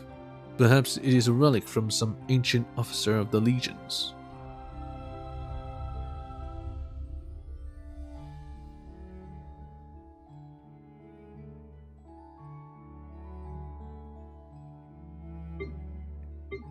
Wonder if someone actually made all these artifact pieces, because they look kind of cool. You know, RRL? It was the age when the Domus Aurea of yesteryear had been reduced to rubble, and the glorious kingdom lay buried beneath the wild waves. We know the rest of the story. In the end, the day of judgment came as promised. The fervid wish to resist fate was annihilated by ambition and betrayal, and sunk along with all its glory. After the wrathful waves subsided, the grey steed rode the wind hither, and took away the surviving life on land. When the new nation of many waters was formed amidst the cheers and songs of the barbarians of bygone days, the golden authority that once shrouded the high sea had already faded into legend. Surely a mark of fate's scorn. When the curtain falls upon the grand opera, the last vestiges of the old world on the stage will be washed away by time. For those who once yearned for immortality, even their names shall be erased. Who would believe such a thing? Once a great vessel with 40 rows of oars sailed abreast the blue waves of the dawn, spreading the gospel of civilization and progress along the ocean currents. Who would believe such a thing? A rebel god who once lost his paradise challenged the very authority of the high heavens, and countless mortals cast aside their bodies and together with him, plunged into his fantastical rhapsody. And after that, after all came to an end, what was left in the wake of that shattered fantasy? Or perhaps it was a dream, for after that dreams unnumbered will yet be born of the ruins of fantasy. As the people say, the ocean where tears converge shall never dry, but shall rise to the sky and fall as rain once more. In the end, all dreams shall merge into one, bringing ultimate salvation to all the people of the world. Dreams can merge into one, bringing ultimate salvation to all the people of the world? That sounds a bit like Pentaconi. Well, we have one more artifact, but I can feel my voice appreciating its limit, so I might, I don't know, do a boss fight. Alright, see you suckers.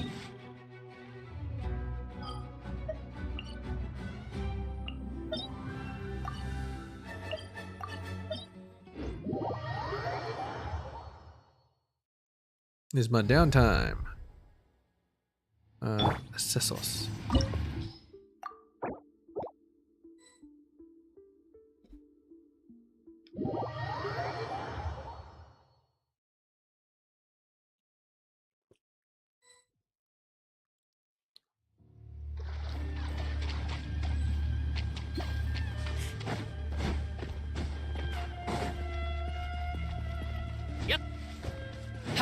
Hello. Greetings. Let's just stop talking.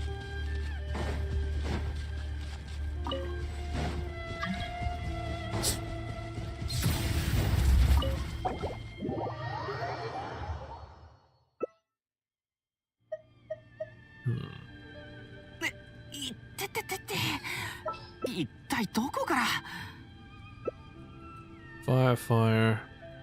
Do we explode them? Alright. Let's explode them.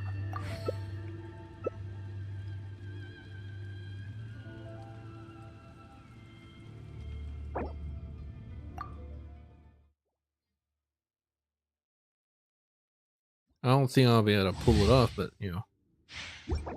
We'll see. Time to eat. 雷鳴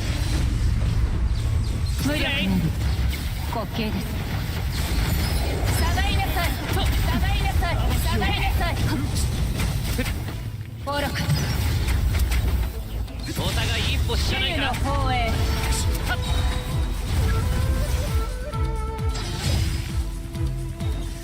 見切りましたみんながそばにいてくれるわ傷なんて痛まないアクバルのあれし栄光よ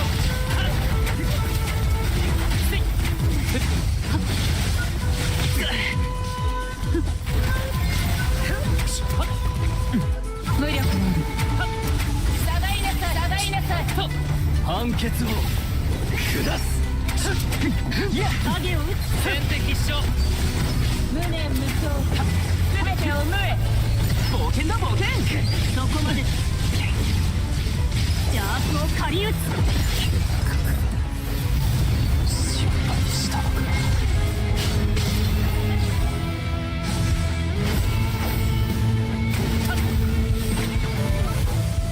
先手必勝断絶とやっ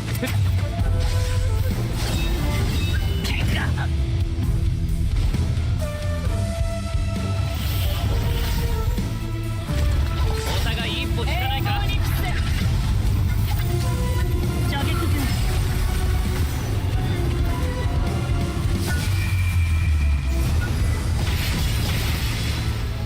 失礼断絶やっと愚鈍ですはっそれくらいと戦時の戒め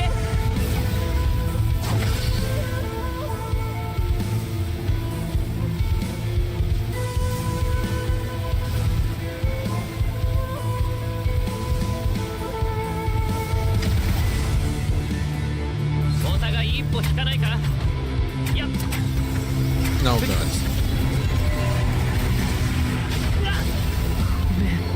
しーちゃん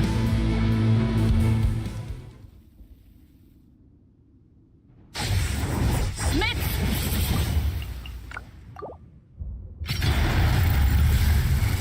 断絶愚鈍ですね名誉証明し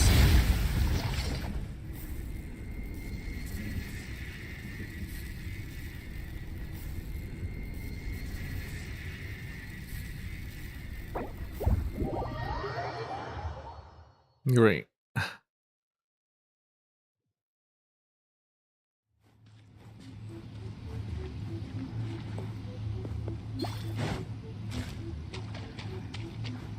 Yep. Hup.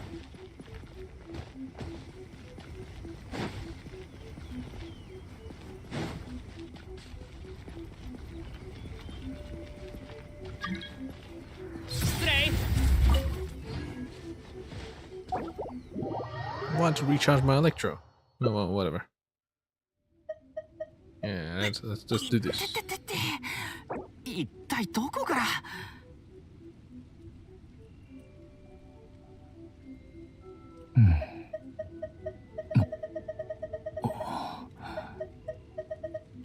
Missing player 4.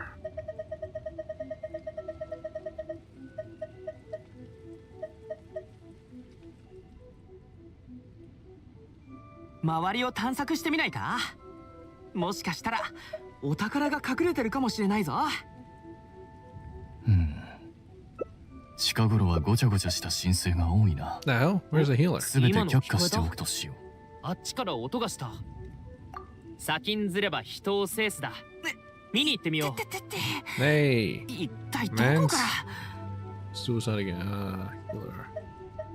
I'm not too sure if this will work. Alright. This is not gonna be great. I might just.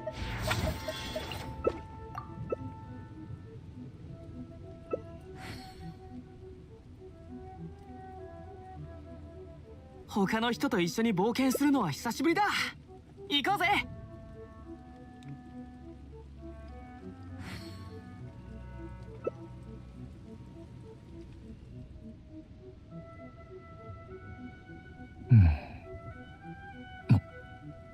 Burning team.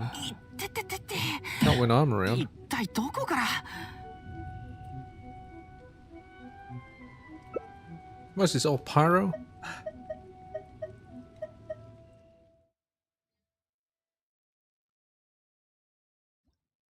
Well, I guess we're going to Nutland. Time to eat again. 雷鳴。風よ散れ。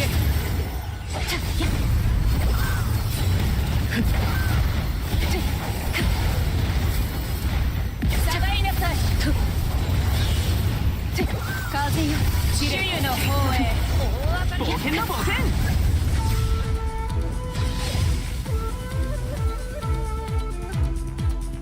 見切りました。風よ散れ。八方の風羽ばたく。大当たりだぜ。 Now rude. なんかごめんな。風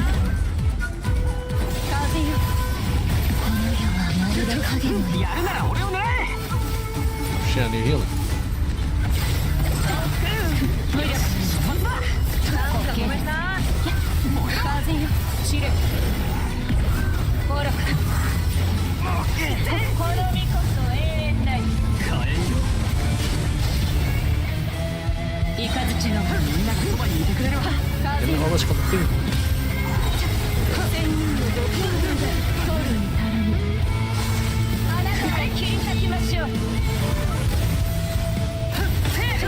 グロンです。風よ。みんなは俺が守る。断絶。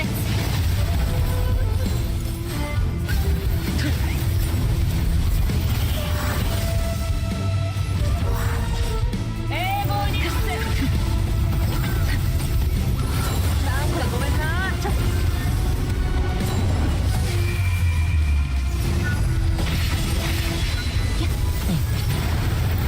風よ散れ。断絶。みんながそばにいてくれるわ。傷なんて痛まない。燃えろ。本にキスで大当たりだぜ。今しめ。さて。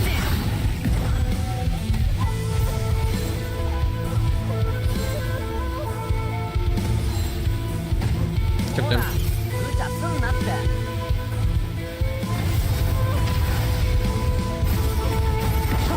全力攻撃だ。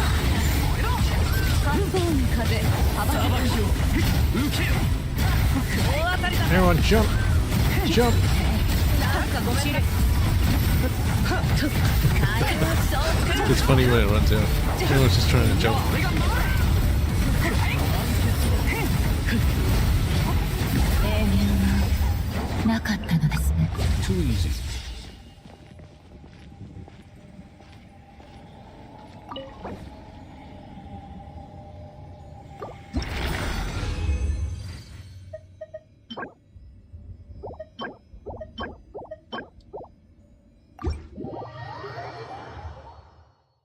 Shanyun's heal is usually not enough, so it requires like an extra healer. A healer slash buffer to support as well.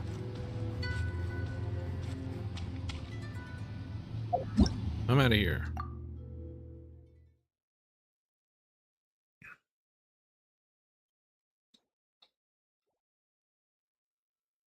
I think that should be enough.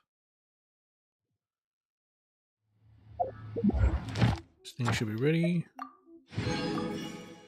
Alright, before I actually do that, I need to grab one of the stuff here.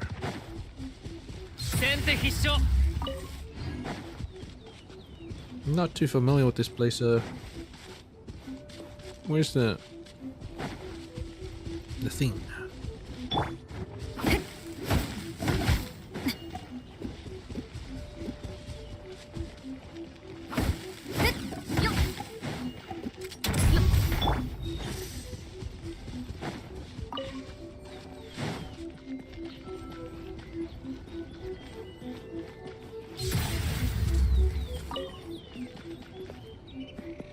Is that one down there?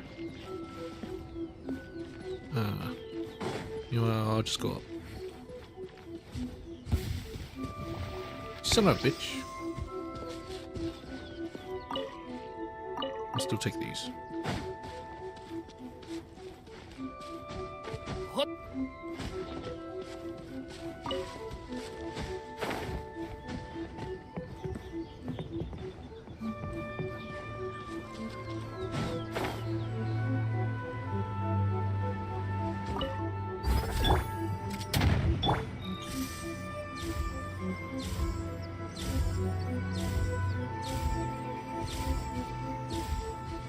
I kind of wish that the statues of the seven can actually replenish your ultimates as well, your bursts.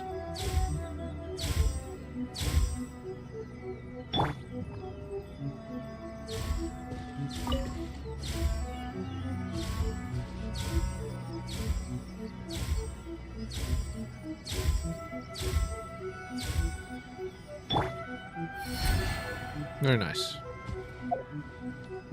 Let's go turn this in.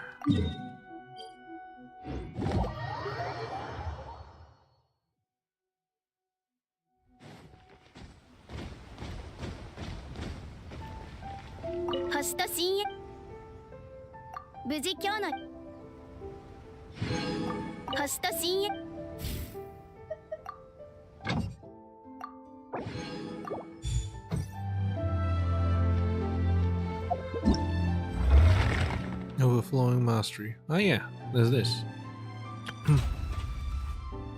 Amplify and lemma. I'm still gonna get gold, so I'll do that in my own time.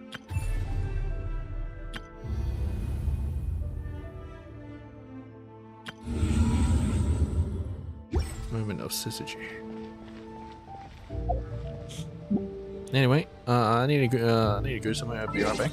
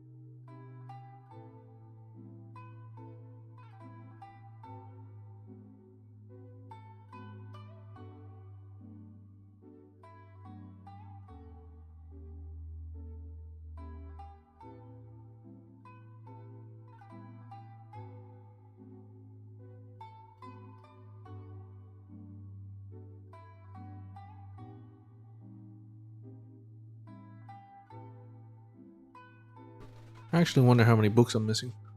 Anyway. Let's head over to Fontaine again, and let's go to a different part of Fontaine.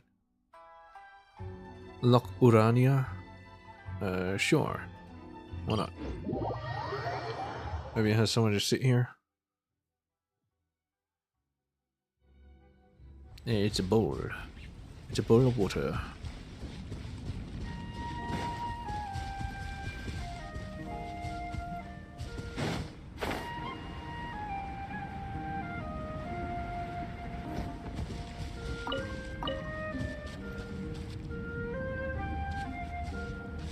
I would say that this music's a bit too happy. I guess it's more Institute sounding. Let's go Foggy Forest.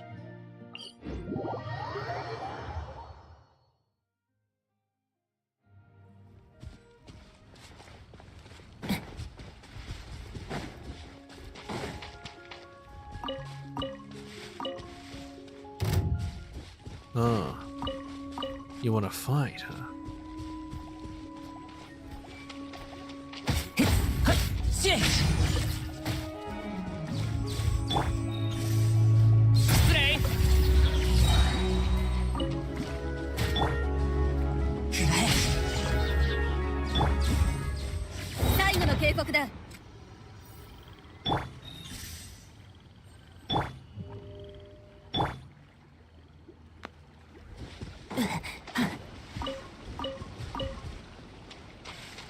Is there music here?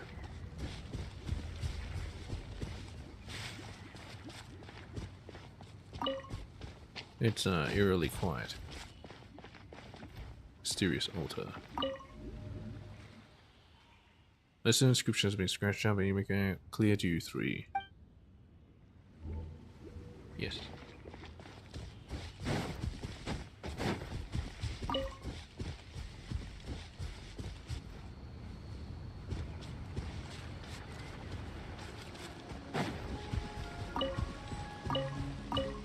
There we go.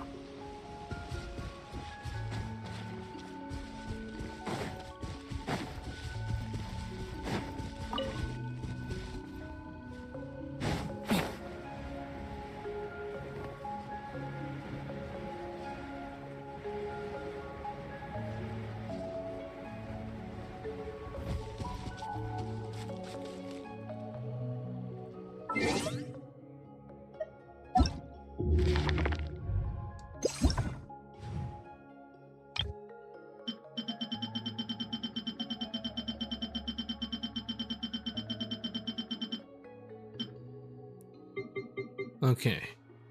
Unfinished Reverie. Dark fruit of bright flowers. This actually looks very Natlanian. We'll see. A flower carved from grey stone covered with gold foil.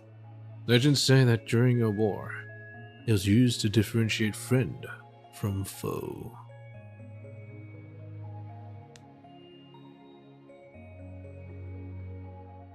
They usually wear different clothes, but you know, sure.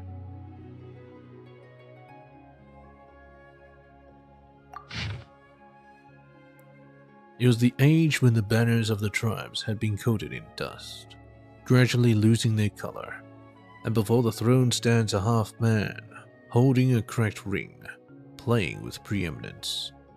Such strict orders were given that none should ever again ear to the instructions left by the deep messengers of twilight, the distant ancestors in the first ascended, to hear them not from the mud-caked roots of trees, the flickering flames of bonfires, or the reflections found in the deep woods.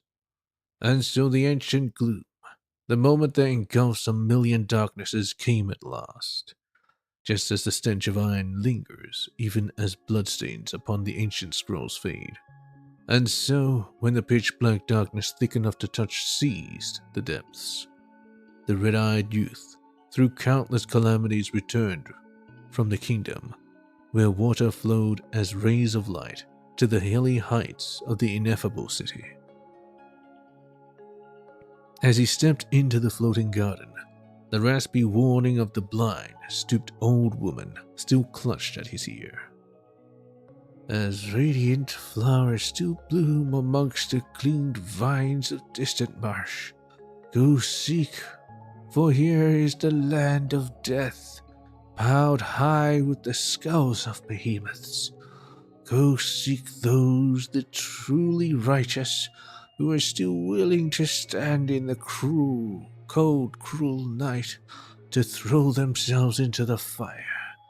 And remember, never betray their passion, their hatred, their greed, and their ambition. Do not break faith with the eyes of those still willing to gaze upon the burning flames. The first to arrive was a young girl, holding a dulled feather accessory. She sought out information for the youth like a quetzal, flitting between the tall tents. The second were the hero twins, the elder whose lips and teeth were sharper than any blade, and the younger whose back bore the brunt of the tyrant's lash. Upon hearing of how the scarlet-eyed youth had saved the Saurians.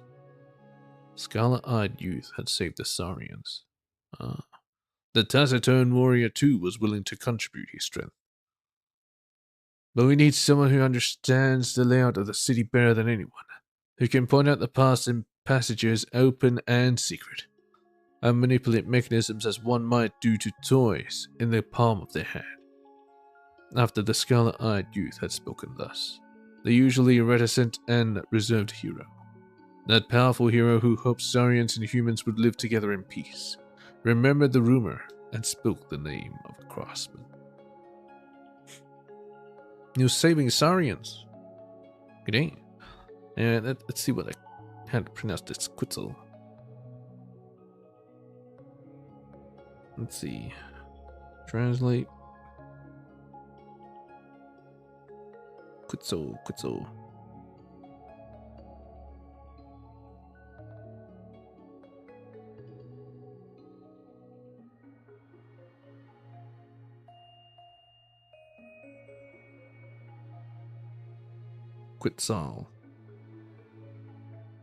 What does it mean in English? Quetzal means Quetzal. Okay. Corsican. The hell's Corsican? Let's see.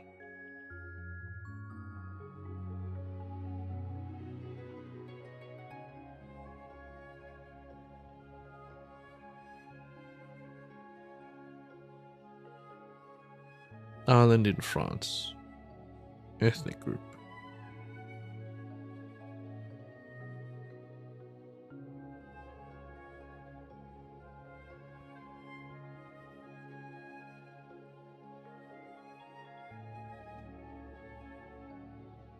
Oh well, whatever. Guess there's no English translation of that.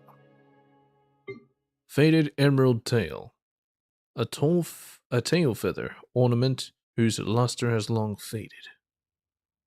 Doesn't look like it. The patterns on it are said to have been etched by the hand of a skilled artisan from long ago. Are we going to find out about this skilled artisan from presumably Natalan? Whosoever lays eyes upon the turquoise-adorned carving shall have their minds and souls seized by the ingenuity of their design. Whosoever lays eyes upon the intricate golden inscriptions shall be profoundly moved by the artist's outstanding craftsmanship. The young girl obeyed the commands of the youth, to whom she was deeply bonded, seeking out traces of the renowned craftsman among the rumors that flew about in the streets. Yet she found nothing amidst the palatial courtyards and the feasts of the nobility.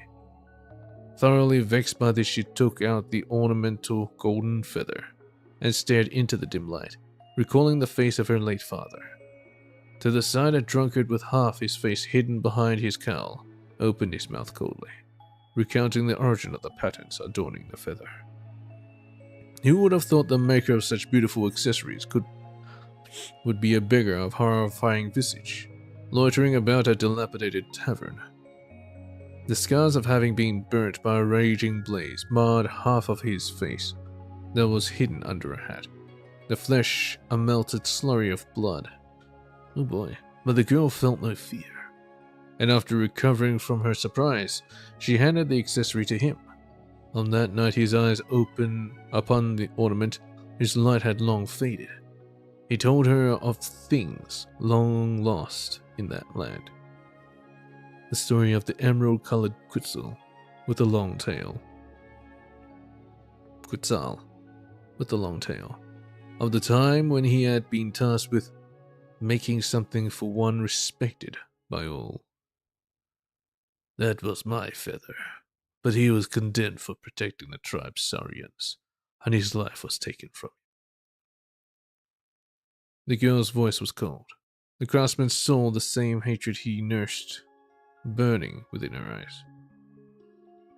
Oh wait. That was the wrong voice. That was my father. But he was condemned for protecting the tribe's Saurians, and his life was taken from him.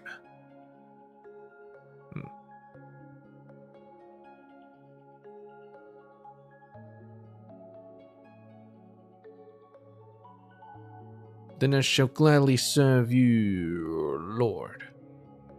Then I shall gladly serve you, Lord, he said before she had even spoken of her purpose. In his heart, he was already willing to serve her, but that was not something he needed to say. For he could see that at this time, someone else already occupied the girl's heart. Protecting the tribe's Saurians, his life was taken from him. Condemned. Why would you be condemned for protecting your tribe's Saurians? Unless they hold no respect for the Saurians. Moment of attainment. A sundial used by an ancient kingdom to tell time. Tiny marks have been left at a certain scale that can only be seen through careful observation.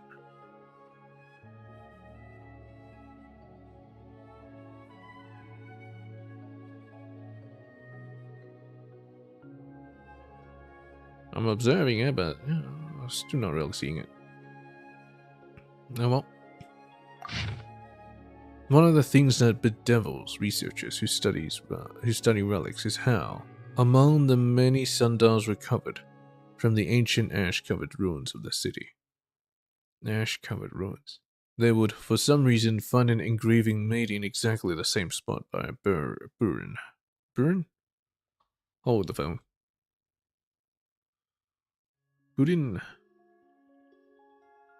Translate. Burin.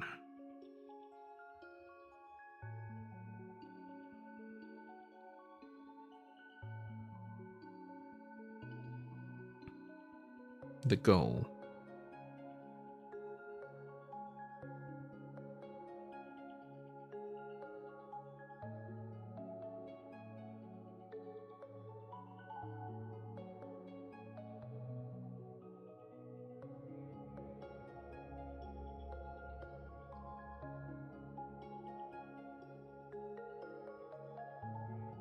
I like how I put it in translate.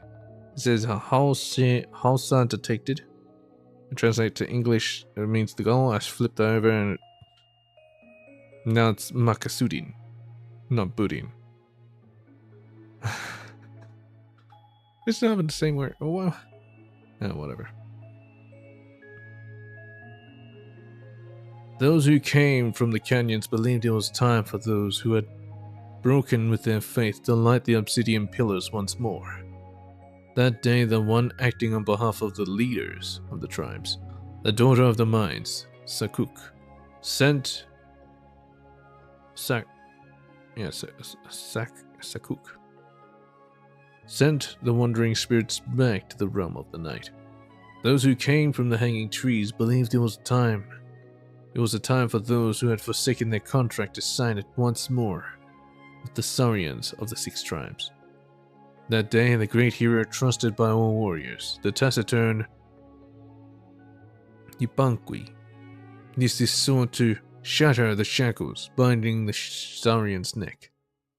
Those who came from the spring source believed it was time. It was a time for those who had forgotten their past to listen anew to the echoes of the waves. That day, the elder of the twin heroes, the eloquent Atahualpa, rekindled the desire of all for past glories. Those who came from the fertile lands believed it was a time for the oppressed to rise from the earth once more. On that day, the younger of the twin heroes, the champion Huascar, stood first against the torrent of darkness. Those who came from the mountain peaks believed it was a time for those who had been caged to return to freedom's nest once more. That day, the scarlet-eyed heroes summoned the god's fiery wrath, burnt the corroded city to ash, and restored the tribe to its own. So I think these are the heroes' names. Atahualpa, Huascar, Yupanqui.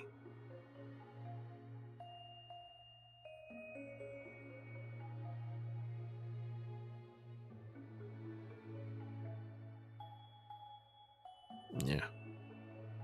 A right to inherit the name. Wonder who will take these names? The elder of the twin heroes. So, the younger of the twin heroes, Huascar. Atahualpa and Huascar. They're the twin heroes. Only the one present who came from the mysterious smoke, the youth who knew the hidden secrets, remained silent. Alone the image painted on the blanched scroll came to mind.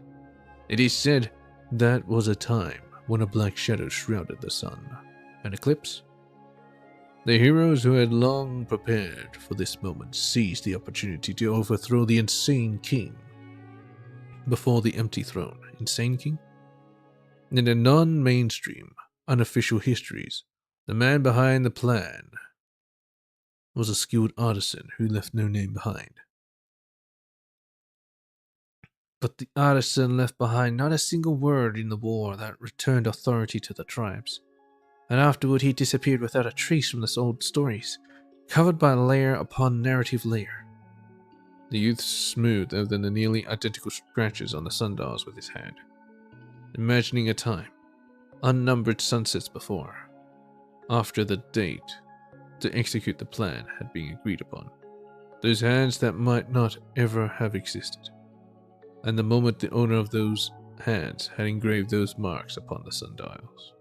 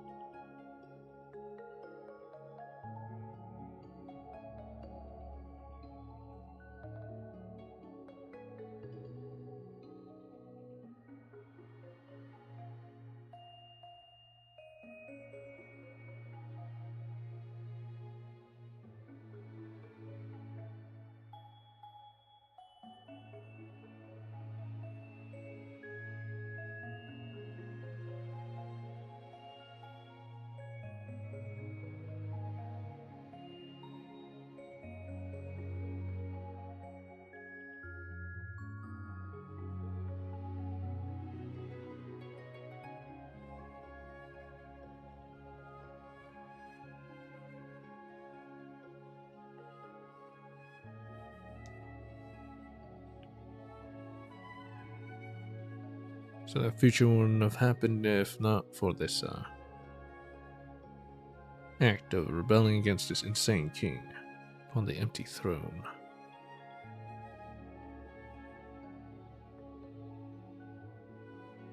And just throwing in an insane king. What's the name of the insane king? The wine flask over which the plan was hatched. A three-legged cup. Once many heroes would gather around the bonfire, raising their cups high in toast, and drinking their fill while discussing their wishes and ambitions.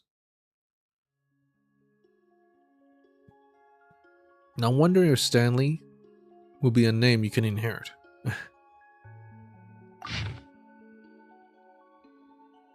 He spoke to the scarlet-eyed young man and his heroes of the trials and tribulations he had endured. It is said the king of the ineffable city once gathered skilled artisans from the tribes. Underground he excavated gargantuan beastly constructs, His wings once caught the winds as great banners might, all to fulfill his ambitions. But the king's erratic behavior had long been common knowledge. And so, on the day he finally probed the depths of the secrets, he lit a great fire, intending to burn it all and all who knew of it, burying all together with the ruins, behind the stone gate. Amidst the all-consuming inferno, as a doomed craftsman lay dazed at death's door, a golden tear, dripping from the stone head, fell into his eye, and he saw much. He spoke of the gigantic creations he saw in his stupor, of elaborate machines whirring. He spoke of shadows driven by the flowing flames, climbing from the distant horizon up to the disk of the moon hanging in the sky. So that golden tear is the source of your fountain of fanciful stories? Said the twin heroes, who had taken in the story as but a tale, asked as they giggled. They could hear the incredulous jocularity in their tone, and they were always like this. The man had long grown accustomed to it. As he felt the young girl's inquisitive gaze reach him, he forced a derisive laugh, causing the muscles in half of his face to sting slightly. Still hurts? It ain't. So he must have been in that fire. It must have been him, with the golden tear dripping from a stone.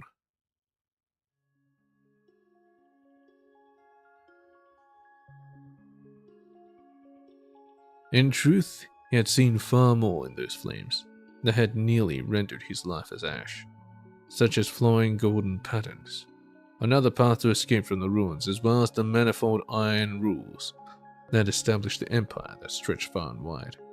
But the latter might be too far beyond the ken of the youths. He set aside his wine vessel, which had but a few drops sloshing about the bottom left. Perhaps when the dust finally settled, and when the ancient cornerstone was restored, and Noah had progressed further, he could reveal everything, and this pleased him. For at this time, his wildest fantasies already revolved around how to craft a brilliant imperial wall for the new king. So Natlan used to have a king, huh?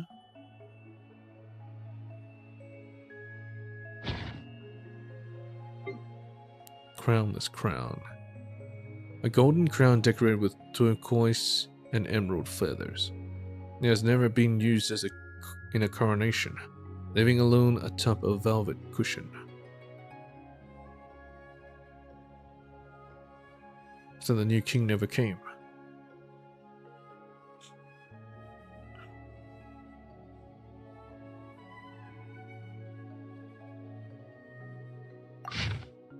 Someone once granted her desire, agreeing to remake the long-dulled feather accessories once the ancient kingdom had fallen.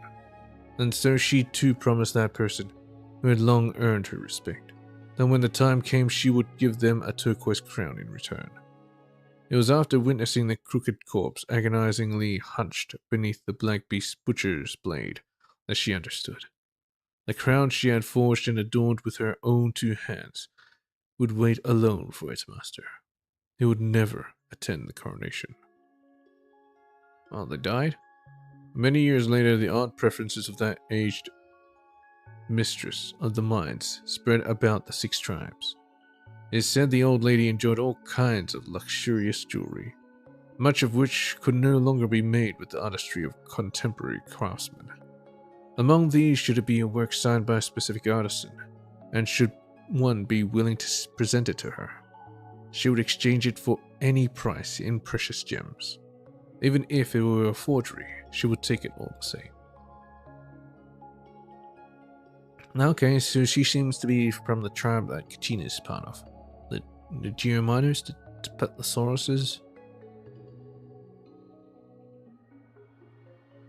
When the people of the tribe urged her to, at the very least, not reward the greed of frauds, she said, but I do this precisely because such crude forgeries cannot be allowed to stain his good name.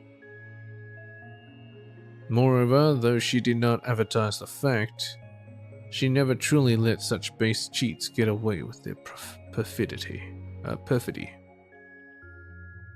In contrast to the friends who had courageously sacrificed themselves, her life seemed too long by far, and so she used the time left to her to gather all that was left behind by the heroes she missed. The scarlet-eyed youth she had loved had returned to the sacred flames after completing his calling, leaving nothing but a warm afterglow. Scarlet-eyed youth. That's all we get to know, that they had red eyes? Oh, wait a minute.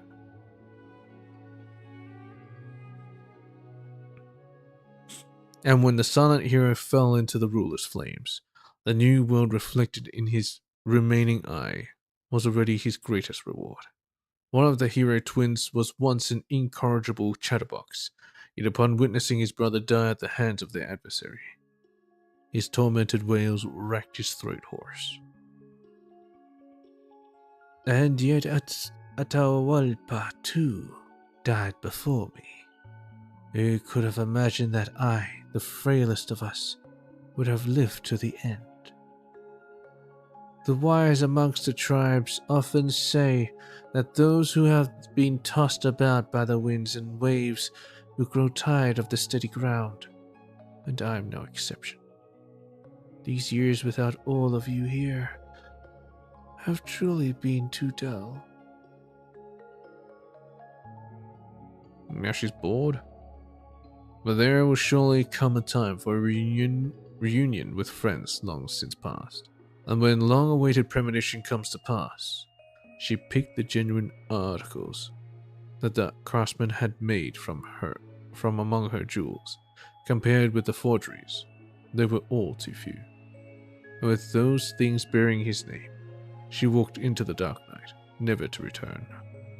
According to legend, on the next day, the people stood under the tree where she had placed the turquoise crown, and they swore an oath to follow her final orders, blotting from history the name of the masterful craftsman she took away with her.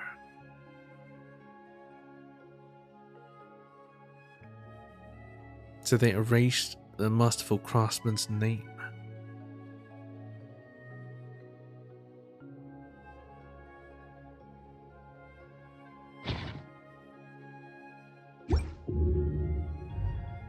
Well, when the name's truly gone, that means they truly die, right?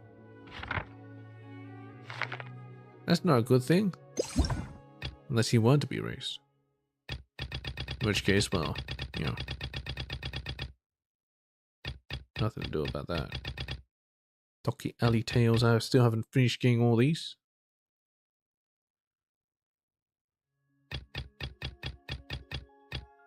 Thousand Nights. I don't even know. I'm missing quite a few.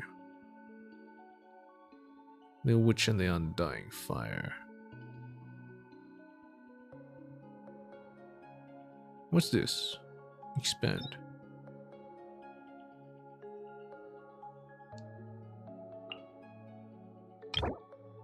The Little Witch and the Undying Fire. The binding and layout are exquisitely made, but the actual content is all handwritten. Judging from their handwriting, there is more than one author. Don't fuss about what we're writing. The cover needs to look good.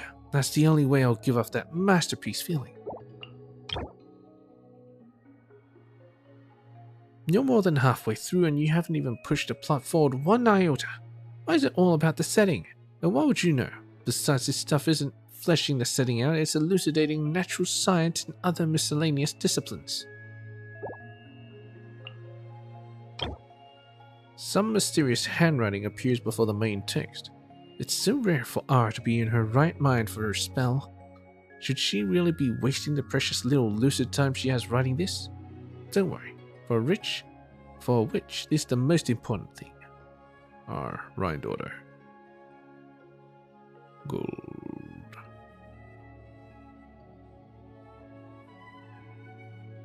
The precious little lucid time she has.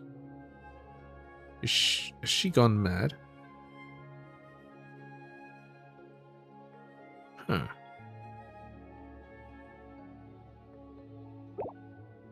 She must have. some mysterious handwriting appears before the main text. Tsaritsa be good. Tsaritsa be good. How are there this many unresolved plot threads? Please have mercy on these old bones, would you? Tsaritsa be good.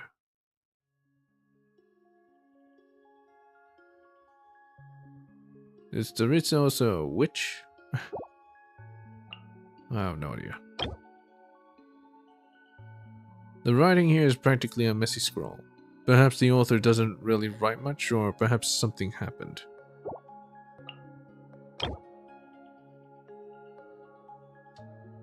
Is it still unnecessary to write this? The present moment being what it is? Allow me then. Opportunities to return to this world are few and far between. Alice would think the same. If we don't continue, then everything would have been meaningless from the start. The binding and layout is exquisitely made, but the actual content is all handwritten. Judging from the handwriting, there's more than one author. I've already found the meaning of writing. Nice to tell you. I do so wish you were here too. Wish you were here. 7. Hexen Circle. How many witches are there?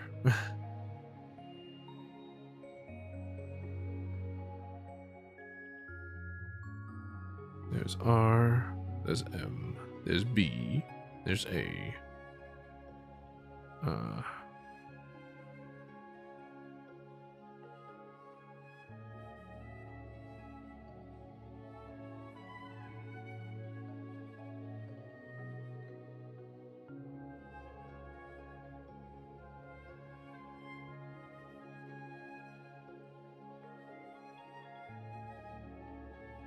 There's probably more, but I can't think of them.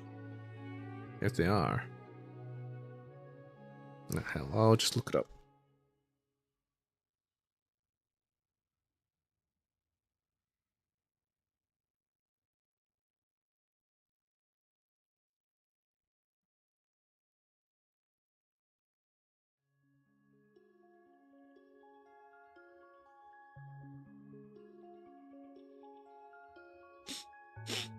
Eight members.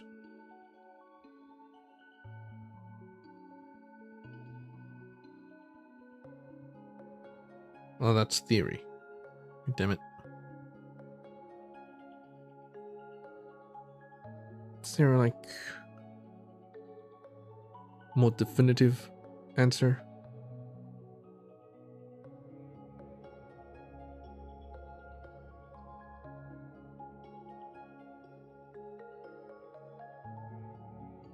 Oh yeah, there's Nicole as well. N, I guess.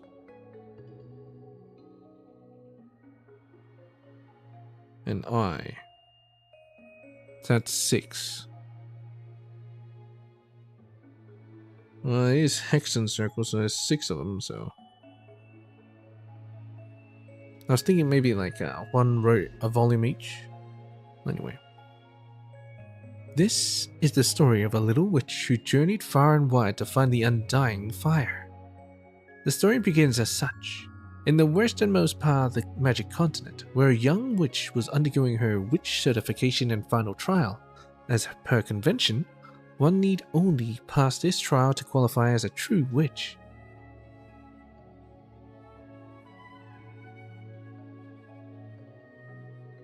I just noticed you talking.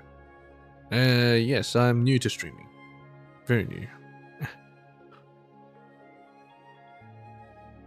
The trial required lots to be drawn, and the results were completely random, a format which resulted in frequent accidents, but the magic continent was nothing if not firm in its adherence to tradition, and so, if you would believe it, they've stuck to the rules of drawing lots for trials since the very most ancient of times.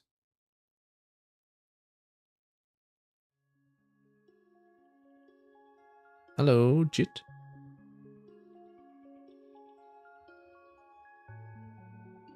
There is a law in the outside world known as Morphy's Law. Morphy's Law. Like Murphy? That's how you write it, right? Anyway, it means that bad things you worry about happening are probably going to happen, and thus did a completely unsurprising surprise strike the little witch. Did A write this?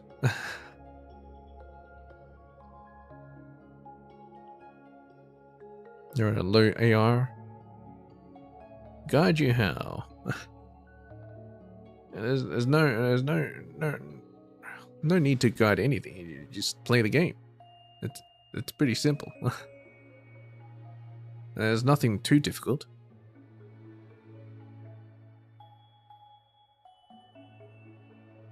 Some little witches got very simple tasks. Stuff like synthesizing the final solution to the material world, the Philosopher's Stone, or bringing back Baleen from a Titanic universe. Roaming whale, or perhaps figuring how to get a parallel universe to find a no longer extant grimoire lost to a great ancient magical war, and so on and so on. I feel like these are references.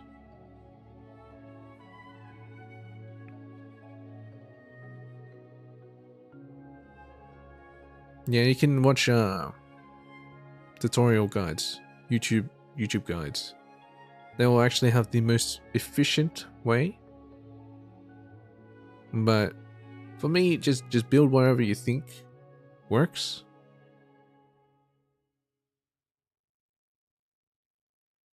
Yeah, it should be fine.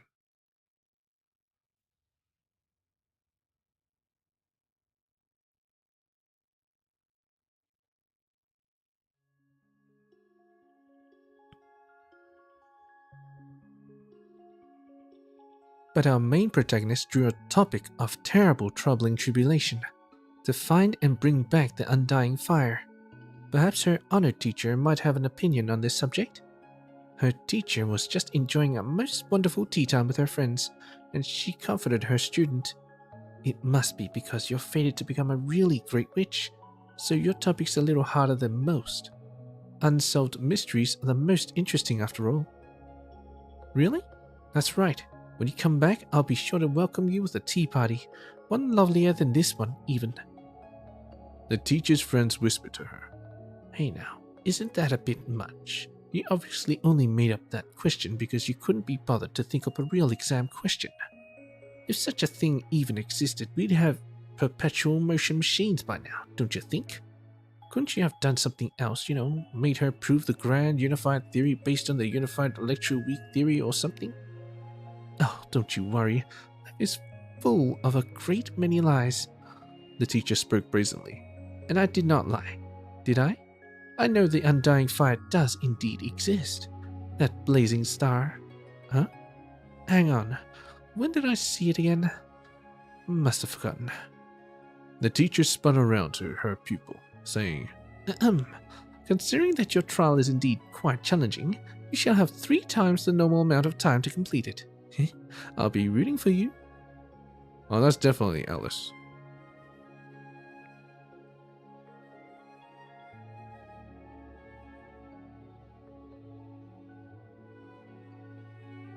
Show me, show you my build.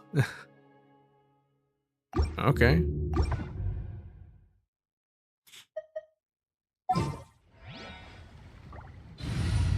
There's my build. These are my characters.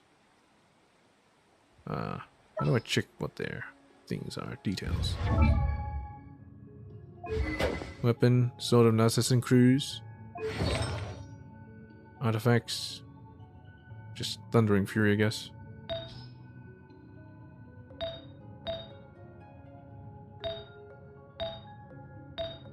Crit rate, crit damage. Energy recharge.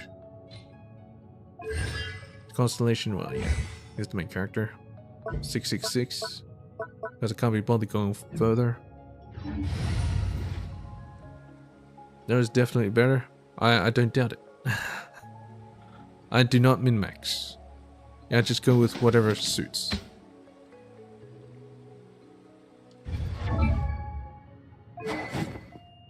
Elemental Mastery.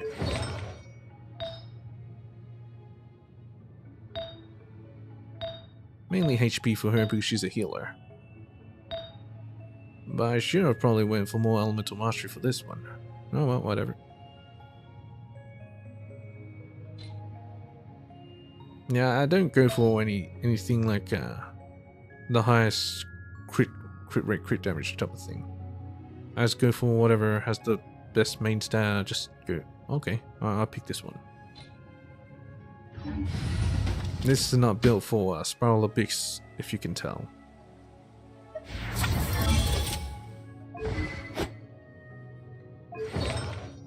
It's just what works.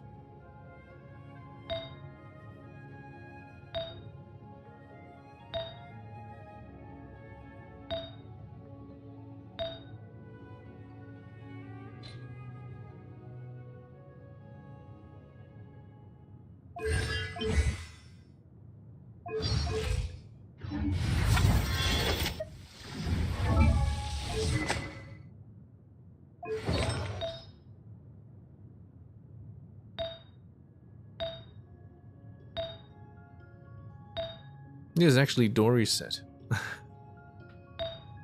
But he can have it for now. For now. Yeah, that's my build.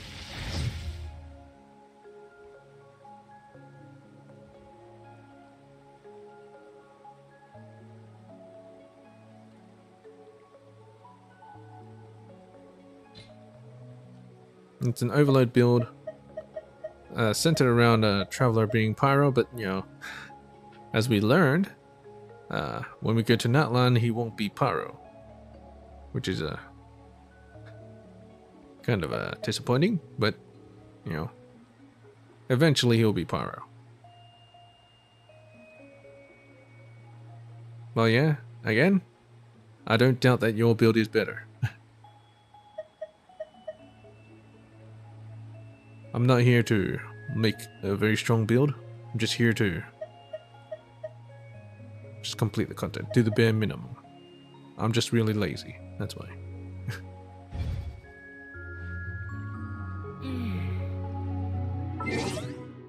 Alright. Let's continue.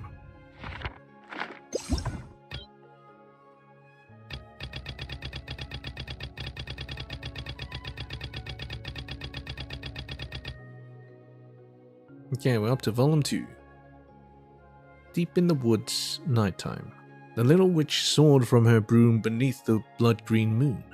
Blood-green was regarded as a symbol of great change in astrology. Oh, so this must be Barbloth, B. Or Barbie. Though whether such change be for good or ill cannot be determined by any result. Actually, that shade symbolizes the dominant race of this world. The Nephilim. Wait, dominant race of this world. The Nephilim? Huh.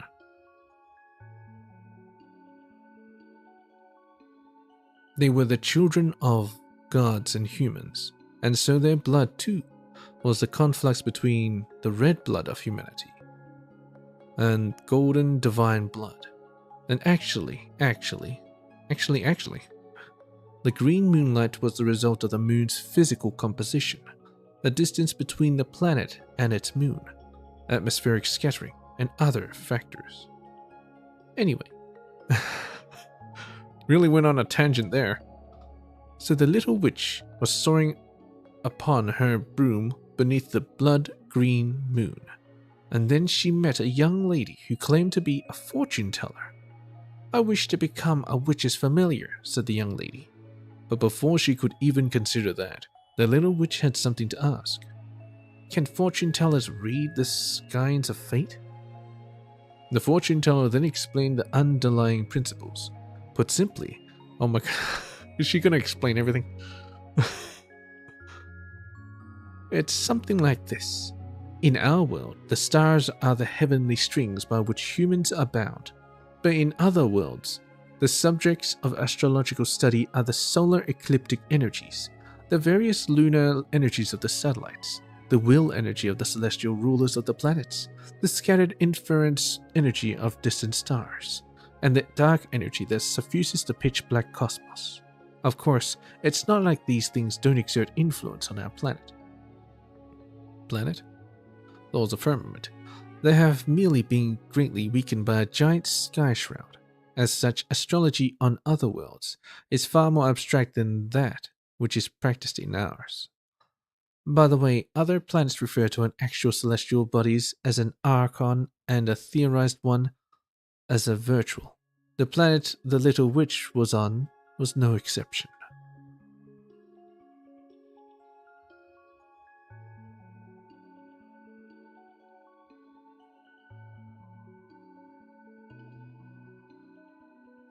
You see, we also call a will that comes down from the heavens an archon. There are normally planets that have sentient life on them, and they number 7, and therefore they are called the 7 archons. As for the virtuals, their number varies between 1, 2, and 4. The Descenders, huh? The planet that the little witch was on was one may well have been one. I think there's a typo there. The planet the little witch was on may well have been one. And in the case of such a world, the virtual would be the dark sun. Astrologists and diviners are in essence performing weight calculations on the sky shroud, the cosmos and the archon and virtual celestial bodies, before deducing individual developmental tendencies from world to world.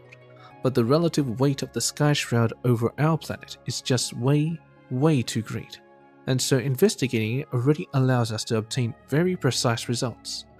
As for the world the little witch and astrologists were on, they would have to go through the entire formula.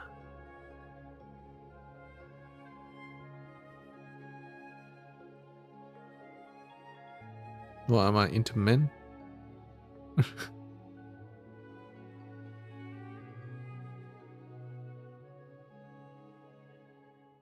I wouldn't say so, no. Oh my god, how long is volume 2? God damn it, Babaloth.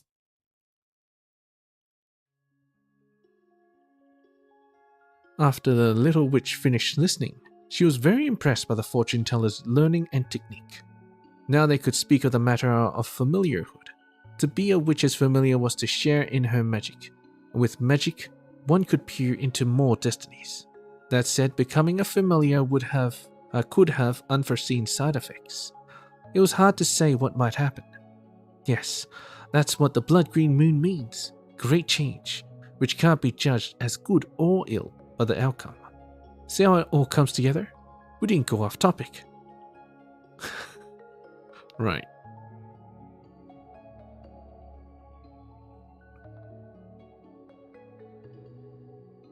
It's a shame that I am still not a great witch. I can't make you my familiar yet, said the little witch. I know of another way to establish a contract with a witch. It seems you must resort to using it, said the young lady. This was the night bathed in blood green moonlight, and it was also, coincidentally, the witch's night carnival. By the way,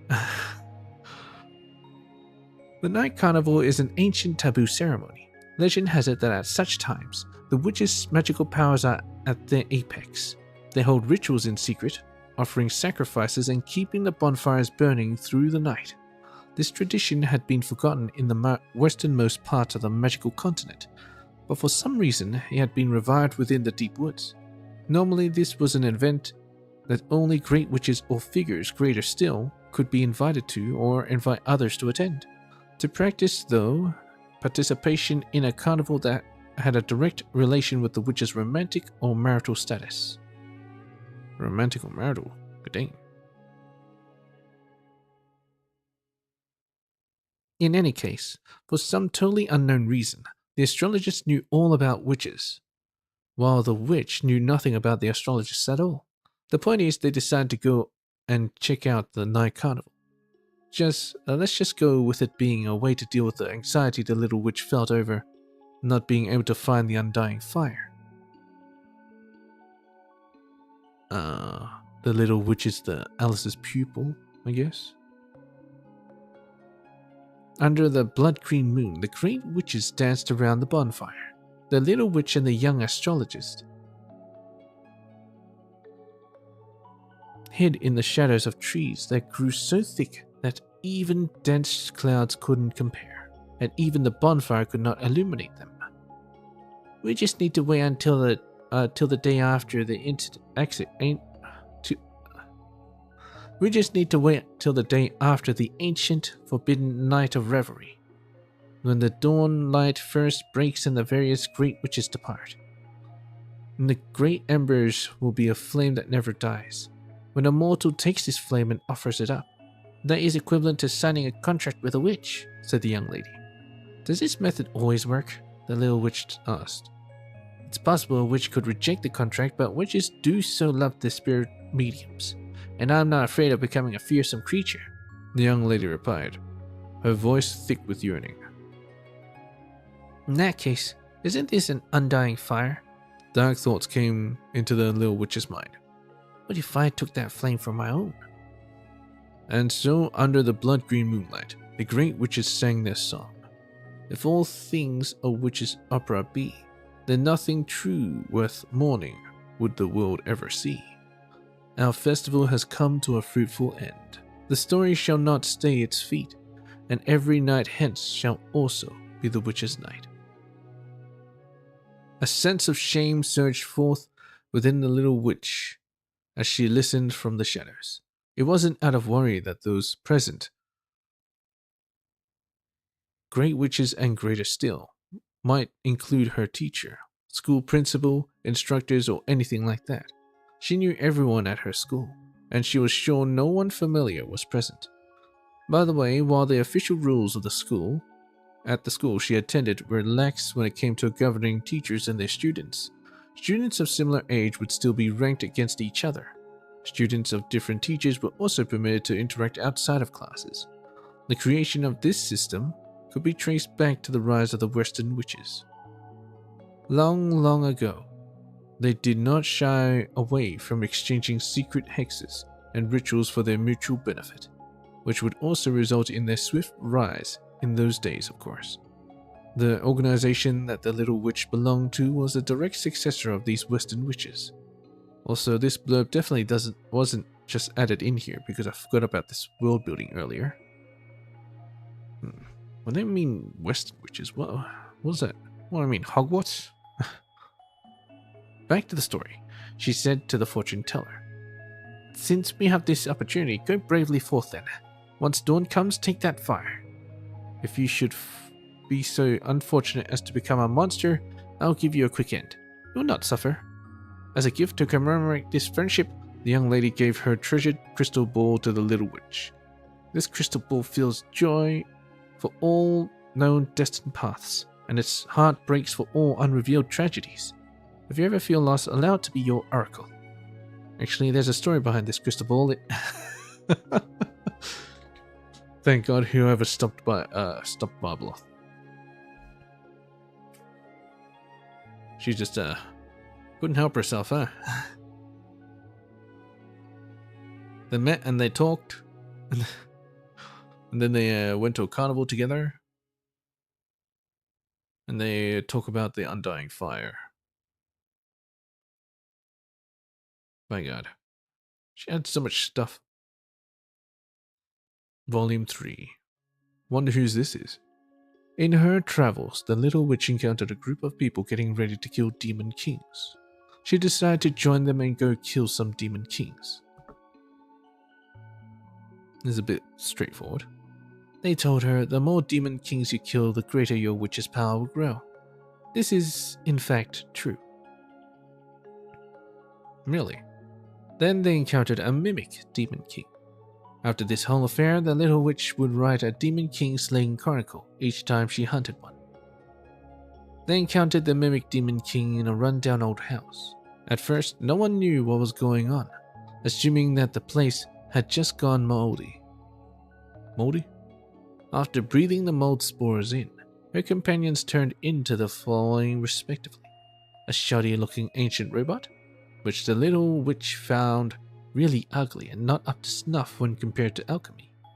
A beautiful young maiden. This team member was originally male. Oh.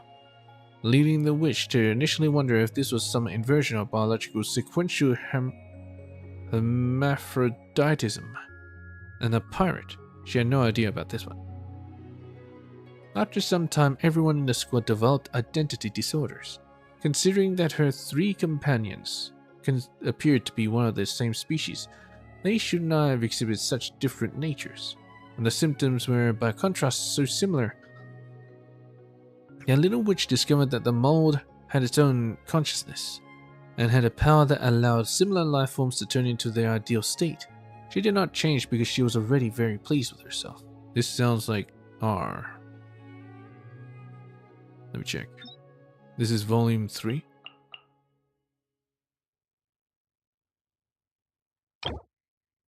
Yeah, it is R. It's so rare for R to be in a right mind for a spell. Precious lucid time. Because it's very medical and very biological stuff. Very erudite.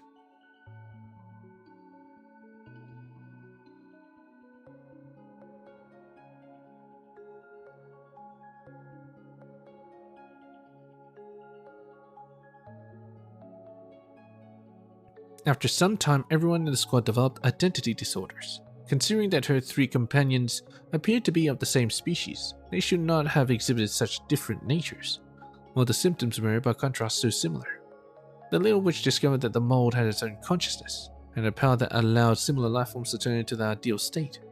She did not change because she was already very pleased with herself. The little witch decided to test the mold's unique properties.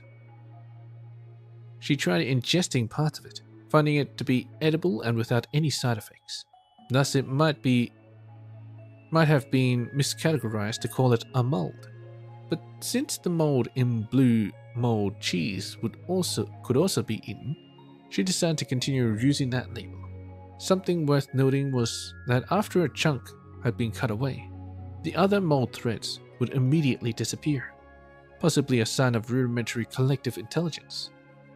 To facilitate further communication, the little witch wanted to turn into mold, and so she did. As it turned out, the mold colony only sent strange biological signals that needed deciphering. Through repeated observations, it seemed that their level of collective intelligence might be lower than she had previously thought.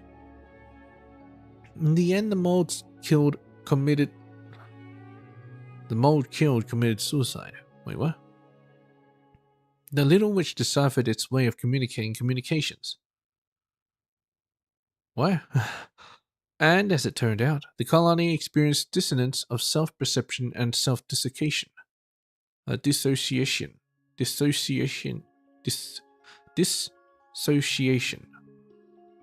When it looked upon the little witch, who had become just like them. The signals they sent had in fact been philosophical speculation. Who is me and who am I? Its intelligence was thus much higher than expected. My friends recovered and told the little witch that this was the mimic demon king. It was a species of demon king, in the same taxonomic class as standard demon kings, but not in the same order. It was a shame. She wished she had a chance to observe more and make some more records. Then they encountered a chipmunk demon king, which her comrades had claimed beforehand was also a species of demon king. It was classified as belonging to the same class and superorder as a standard demon king, but was part of a different grand order. The chipmunk demon king looked very fierce indeed, and the little witch suspected that this aggressiveness stemmed from behaviors acquired during the gestation period while nurturing their offspring. Infiltrating its old nest, they found that it was mate. One of her companions was eaten. It turned out that it simply had a bad temper. As a matter of fact, one of the companions were eaten. Moving on. The little witch decided to report the findings of this investigation to prevent a tragedy from repeating itself. They attempted to feed the chipmunk demon king seeds to lure it out. They lost another companion in the process. Okay. It seemed that this creature was not a vegetarian after all. The final companion fled, having deduced from the pattern of events thus far that he was next on the chopping block. This was an incomplete logical induction. Both the process and conclusion were mistaken. Eventually, she used high-grade boar meat to lure the chipmunk demon king into a trap. The creature's fat and fur made it resilient to fire and freezing. Though she had never dissected one, results indicated that it also had an organ enabling it to breathe underwater. A complete vacuum was used to dispatch it in the end. It blasted into space? Or maybe it used a black hole on it. It seemed that it still required aerobic respiration. Many demon kings seem very powerful, but they all have their weaknesses. The same is true for alchemical life forms. Finally, the little witch had to face a standard demon king, a great demon king of the primate order. So, a great ape? Or maybe Wukong itself? Oh. Volume 4. Tsaritsa. Unresolved plot threads. Please have mercy on these old bones. This might be I. So the little witch found the great demon king. I'm sure you all remember that defeating more demon kings causes witches to grow stronger. Oh, okay. Not saying killing. As such, the little witch was actually already amazingly powerful now. The great demon king was simply no match for her. Can you really kill a being that looks like a human and has intelligence? Shouted the great demon king in desperation. You're right. I didn't really intend to do anything to you anyway, said the little witch. I've never forgotten that my goal is to find the undying fire. Researching, observing, and defeating demon kings was never even a means to the end, but rather just the building of a basic level of power. Then she used, sorry, I don't know magic or mysticism, some super powerful awesome technique to bind the great demon king and brought it back to the largest nearby city. As a trainee of the Western witches who had come out to take her exam, she naturally had credentials that proved her identity. This provided her convenient passage through the many mortal kingdoms. Such things were also proven to be immensely hard to forge, thus avoiding the possibility of any cliché plotlines. This actually presented the mayor of the city with a conundrum. Ah yes, this is a good time to say that this nation was a loose confederacy. What? Confederacy? And since this was a mayor, there was no aristocracy or hereditary titles, for the handling of this great demon king was truly quite tricky. I'm sure you all remember that the dominant race of this planet was the Nephilim, a hybrid of humans and gods? Right, so the race of Great Demon King is actually the Demon King class, and so Demon Kings were thus a type of Nephilim. And of course, since they were the dominant race, this meant that Nephilim were on the whole much stronger than normal humans.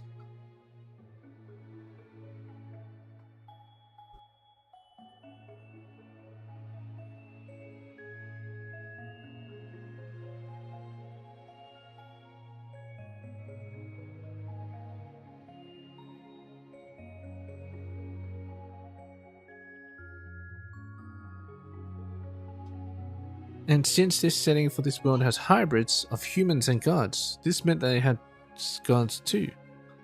And taking a step back, the Nephilim also had a certain degree of legal immunity. If they had killed 5 humans or fewer, they couldn't be judged by human laws, and had to be repatriated to Nephilim lands. And as it happened, this great demon king had only stolen and eaten several thousand boars and chickens each. Oh, excluded by the law. So this was fast turning into a diplomatic and political issue. Of course, the mayor could just stick the Western witches with all the blame. But that would offend every witch on the continent. Plus, the mayor was also a good friend of the little witch. She would never do anything that would hurt the organization of witches as a whole. Following some diplomatic rhetoric, some policies to appease it, and an explanation of the pros and cons, the captured Great Demon King accepted that retribution should only be exacted on the party who had done the wrong, meaning that his ire is now narrowed to the little witch alone. But he could not defeat her, so it was So that was the end of that, really. Finally, I hope everyone remembers that crystal ball, because the little witch's goals had become foggy at this stage, so she decided to take it out and have a look at it.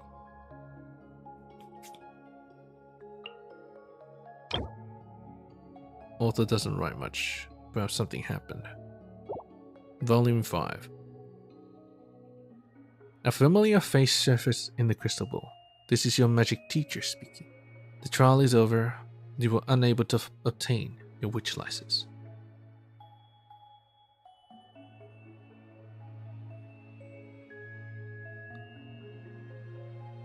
Why is it so short? It's like a little note. Volume 6.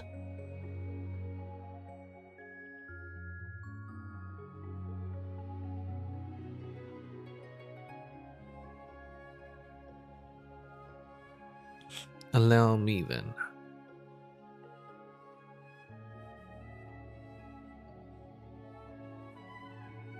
Opportunities to return to this world are few and far between.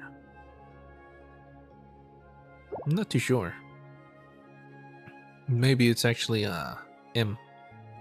The little witch hurried to where her teacher was. She wanted to question her teacher face to face about why the test had ended, and why she was not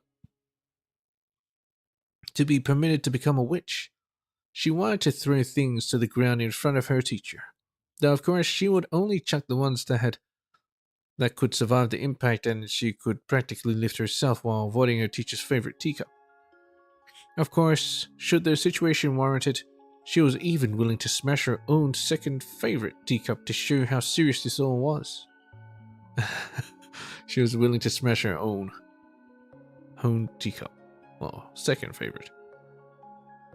After all, she bought that one herself rather than it having been given to her by friends. She valued such gifts as the friends themselves, and would never use them as a part of an emotional outburst. Octavia's back. Go catch up with her. That was what her teacher said calmly the moment they saw each other again. In an instant, the emotions that the little witch had stored up, brewed, fermented, plotted, and rehearsed, pouring out countless times, vanished.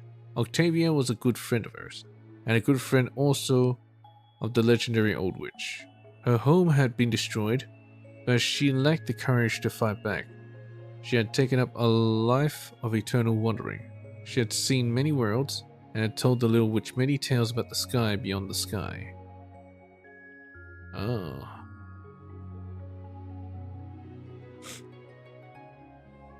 She has actually departed from this world as well. Descender probably. The entire cosmos is going to die soon. Things peaked, but not long ago, and are about to go south very fast. Octavia was sitting at a yard swathed in flowing sunlight, pouring tea into the teacup she and the little witch loved most. The little witch pulled a chair up and sat in it. "You returned so suddenly," she said. "We didn't even prepare a chair for you. You're probably sitting in the old witch's chair now. Many stars across the cosmos have gone out. I do not know how much time is left," Octavia said. "So I want to come back to see you." "Is that why my teacher and the others stopped all the witch tests? Because you came back and told them this?" the little witch asked. "Perhaps. In such a world, all things lose meaning, and there is no longer any need for you to become a witch." "Then I shan't be angry at my teacher any longer," the little witch said. "Or will you be mad at me? I caused you to lose your chance to become one," O said. O? I guess. Octavia. Oh. Huh. Is she part of the Hexen Circle? Well, she appeared to be a pupil of an old witch. "I will. If you ever return after leaving this time," came the little witch's reply. "I'll go to the bedroom to get your chair." "I can just sit in that old witch's chair, can't I? She's too old to get up and come sit in it nowadays." "That's no good. That chair's hers, just as your chair's yours." The little witch argued her case earnestly with O. "To each person a chair. That way, even if they're not present, their memories will be seated still. So we absolutely can't use the wrong chairs. Octavia smiled helplessly. And by way of apology for interrupting the process of the little witch becoming a proper one, she gave the latter a piece of news. So, the undying fire really exists. It may be found at... Natlan. Here's more one author. I've already found the meaning of writing, so as to tell you I do so wish you were here too. As she was buffeted by the waves of time, passing through the vortex where countless casualties converged, piercing countless threads of the weave, she missed a great many things. Even the memorial of the great witch she had so admired ended deserted, without her in attendance. Whatever they were, the point is that the little witch passed through all manner of haphazard trials and challenges and nonsensical stuff before she managed to arrive before the old witch.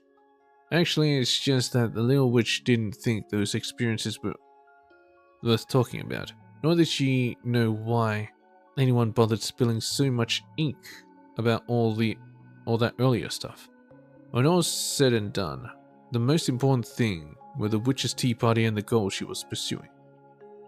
In truth, she had already seen it before her journey began, a sky as dark as a sack of coal, or perhaps a cavern, for as we all know, there's no difference between the two.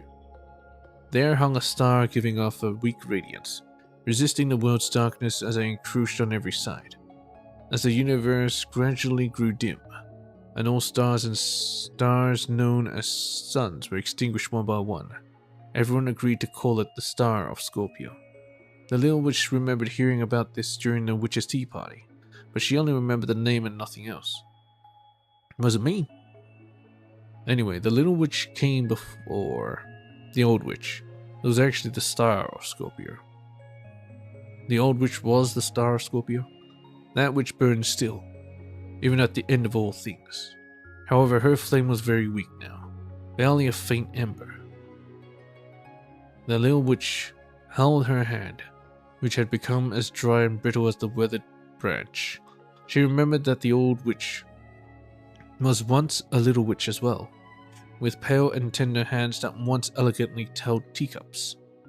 Those same hands had been used to bring forth much magic, kindling the flames on many worlds. The little witch said, Looks like everyone doesn't want the flame to go out, and I get it. It can't be helped. The last time we said farewell, you were there too. The witches said that long-lived witches would lose many things as the years went by. Life, death, love, and hate would cease to have much meaning. But that isn't true. Those are just words they used to comfort the companions who departed before them. Witches, in fact, treasure every infinitesimal flame and light that shines in this dark world bereft of hope all the more. They hold even the shadows that these flames would cast dear.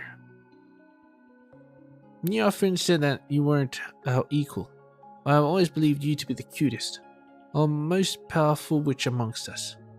You often said that you left little behind, but the stories you left to us hold countless worlds. Even should 100 years pass or 1,000, even if the apocalypse had that a certain astrologer witch worried about comes, even if all the long-lived witches die, the little light that emanates from these little worlds will not grow dim. That's right, you're the greatest great witch, far greater than us all, and I miss you. Farewell. The old witch did not respond, for all that was left here was but an empty husk, no different from the many others that the little witch had encountered in her adventures. Indeed, they were even made of the same basic material, with the only difference between those and this being the minuscule light of a flame. And so the little witch took the flame that was burning the old witch and set out on her homeward journey. Anyway, let's stop this story here. The little witch's adventures would continue, though, for she had already decided to bring the old witch's fire across the universe to light every last corner of time. So this is the undying fire. This is the old witch. And I guess the little witch actually wrote this section, volume 7.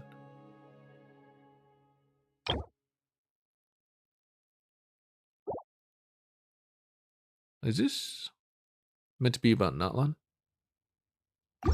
The Undying Fire. Something to ponder about. Anyways, I seem to have ran out of time. Man, 3 hours really flew by when you're just talking all the damn time. Hopefully I actually retain some of that information. Anyways, next stream will be about the same. I'll finish off all the books. Yeah. I think that'll be it. Then this tomorrow. And I think,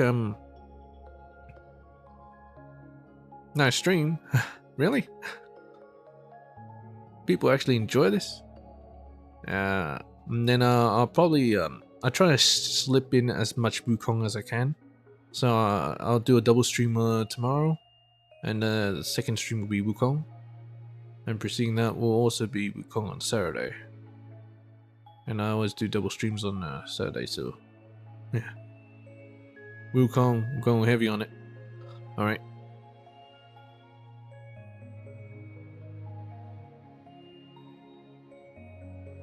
No, you suck, man. You suck. Alright, see yous. Can't believe you guys actually like this.